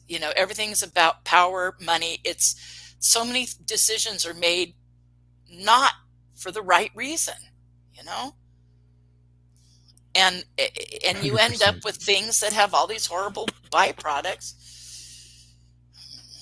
It's always been a question, with any breakthroughs in technology, and I'm for advancements, but I think it's got to really be done taking a lot of things under consideration. And consider the words of Oppenheimer anytime you consider a big leap, because that man had his complete finger on the pulse of the world at that moment. And in my very final story, I'd love to just bring it up because it's something that the three of us totally care about. The French Prime Minister that is a delegate for the industry, Roland Lescure, responded to a public question about UFOs recently, and his answer raised eyebrows. And so the question was what the French government's position on let's do this exactly, on unidentified aerospace phenomenon, UAP, and what measures does it intend to catch up with the USA in terms of legislation. Now, his response here, I think, is of note. And he says that of the 2,500, and he's calling them Argonauts, I guess that's astronauts, who have made it possible for me to answer your question today about UAPs. He says that UAPs are unidentified aerospace phenomenon and not to be confused with UFOs, which are... They're calling it aerospace here.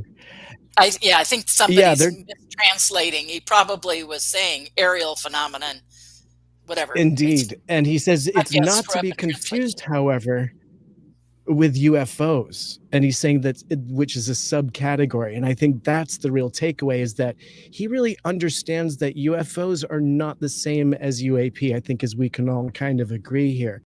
No, and I so don't it's agree. pretty refreshing. Okay. Well, do you think that it's a subcategory? Because some UAP is natural phenomenon, right? But UFOs all are the time. All UAP is... Sorry, Tim, I didn't mean to talk over you. No, please. I would love... This is why we're talking about it. Okay. Yeah. Now, UAP means two things. And in the NDAA and in the laws that were passed 2 years ago, UAP meant unidentified aerial phenomena. In last year's NDAA was unidentified aerospace. I mean, I'm screwing up. Unidentified anomalous phenomena. So unidentified aerial phenomena and unidentified anomalous phenomena. Okay. So it means both terms. The government rebranded to get away from all the negative stigma and the ridicule associated with the term UFO. So much negativity, so much ridicule, so much bad history, so much tabloids, and to get away from that, they called it this other thing so they could start addressing disclosure and everyone go, oh yeah, UAP, yeah, because everyone goes, oh yeah, UFO, yeah, right, ha ha. Believe me, I hear it every day. So you start to go, okay, they changed the term. They gave it a new name. They rebranded it. So to say, oh, it's a subportion and blah, blah, blah. No, you guys, it all means the same thing. UAP, UFO means the exact same thing. It means non-human intelligence, extraterrestrial. And by the way, people involved, whether you got, the senators and the congressmen, and talking to Dan Sheehan and everyone else involved directly with those folks, say, when they say UAP, they absolutely know they mean UFOs. They know what they're talking about. In the laws, it means UFOs. Now, here's the thing. Here's the thing with that. And the other team to replace, because alien's never been appropriate, it's been extraterrestrial, but to replace that, NHI, non-human intelligence.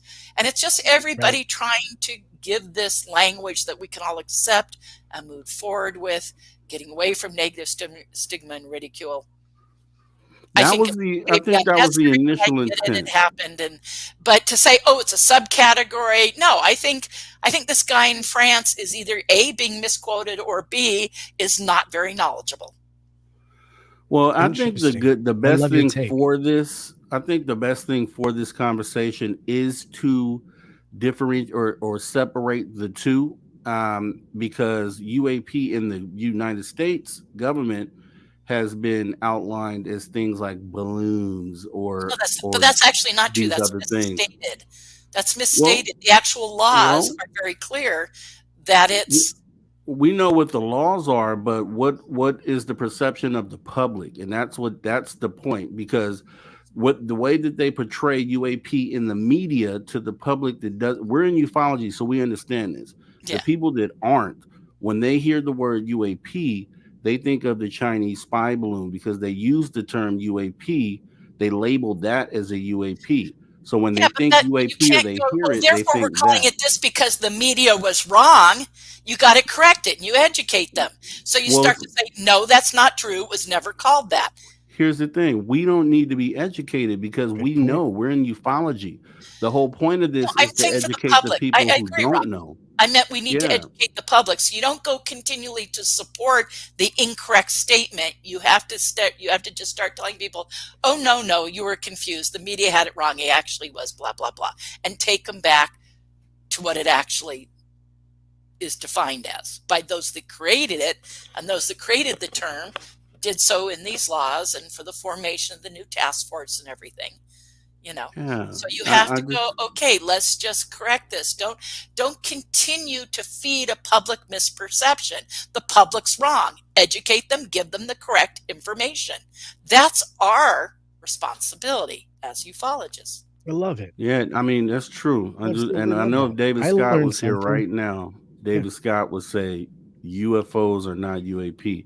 And I agree with that statement, because UAP doesn't mean anything that has to do. I mean, it technically it does at the base level, because that's essentially why they created the term, was to have another thing to call this. But the bottom line is, what they're trying to do is they're trying to muddy the waters so that people don't understand that these are I don't think actually so. I think they were UFOs trying in to the get sky. away from the ridicule and the negative stigma and started calling it something else so they could roll out disclosure. So they gave it new terms so they could roll out disclosure in an acceptable way. So I think they were trying to go with something that people would accept and understand. I Yeah, love it. yeah, I love yeah. it. If And anyone in the Dan, audience has who questions, I've had put it these in caps. conversations with, is actually involved in these things and works for Lou and Chris and etc. So if he says this was their actual intent, you go back to what was the intent with with calling it things. If the public can misperceive all they want, they've never perceived anything about the subject correctly, really. So ufologies always need to go, let's go back to the facts. The facts are a term was created to get away from the negative stigma and the ridicule. And people can mislead. Dave can think whatever he thinks. Oh, UFO and UAP are not the same thing. No, the guys who wrote the language said it's absolutely the same thing. It's just the public perception is wrong because the media said, oh, yes, we're going to call these spy balloons UAP. Well, that was wrong. And part of the confusion is, yes, the task force and Arrow under, Kirkpatrick totally screwed it up. I think all of us agree with that. And he misstated a bunch of things and it muddied the waters further. And it's like this, it's unfortunate. Oh, yeah. Kirkpatrick's not been truthful. We all know that. He's not been truthful, or at least he's held back. And in his holding back, it's caused great confusion. Yeah, I mean, I can understand. I mean, this could be a conversation that continues, and unfortunately, we're at the last minute. Man, Melinda, I wish we could go overtime on this one, but well, and Tim what I made have the to mistake of asking me my opinion. what I definitely have to do I love is love it. Okay, as we prepare to bring the show to a close, definitely want to thank all the super chatters. So we have Van Gold, appreciate it. Forrest Louis, Lala Bright, W. Decker, Lord William. It's Forrest Louis times two. Forrest Louis times two. Appreciate your support of Spaced Out Radio. And to all the space travelers out there, consider taking the next step and join the club. That's right. You can join our SOR Space Travelers Club for as little as $5 by joining our Patreon. I want to thank Melinda Leslie for coming in tonight. I had so much fun with you in the first interview. I want to definitely do this Rob, again. I love you. I love you. You're great. Love you back. You're really good. We're going to continue this again. And Tim Senor, thank you, sir, for coming in and dropping these bombs in the UFO report. And to all our viewers and listeners across the globe, thank you for tuning your frequency to Spaced Out Radio, where we do what we do best. And what's that, you ask? We own the night. You guys have a great rest of your night. Dave, I hope you're having fun. I'm at your house, man. I'm going home. See you later.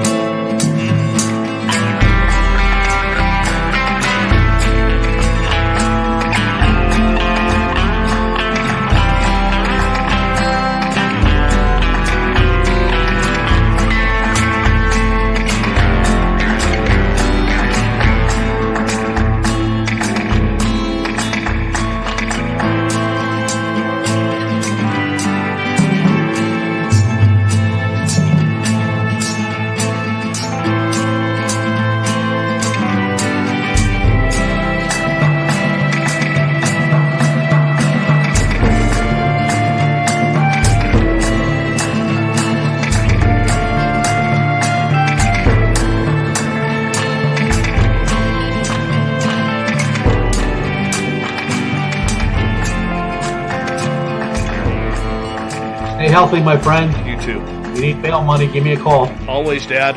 Take care. You too.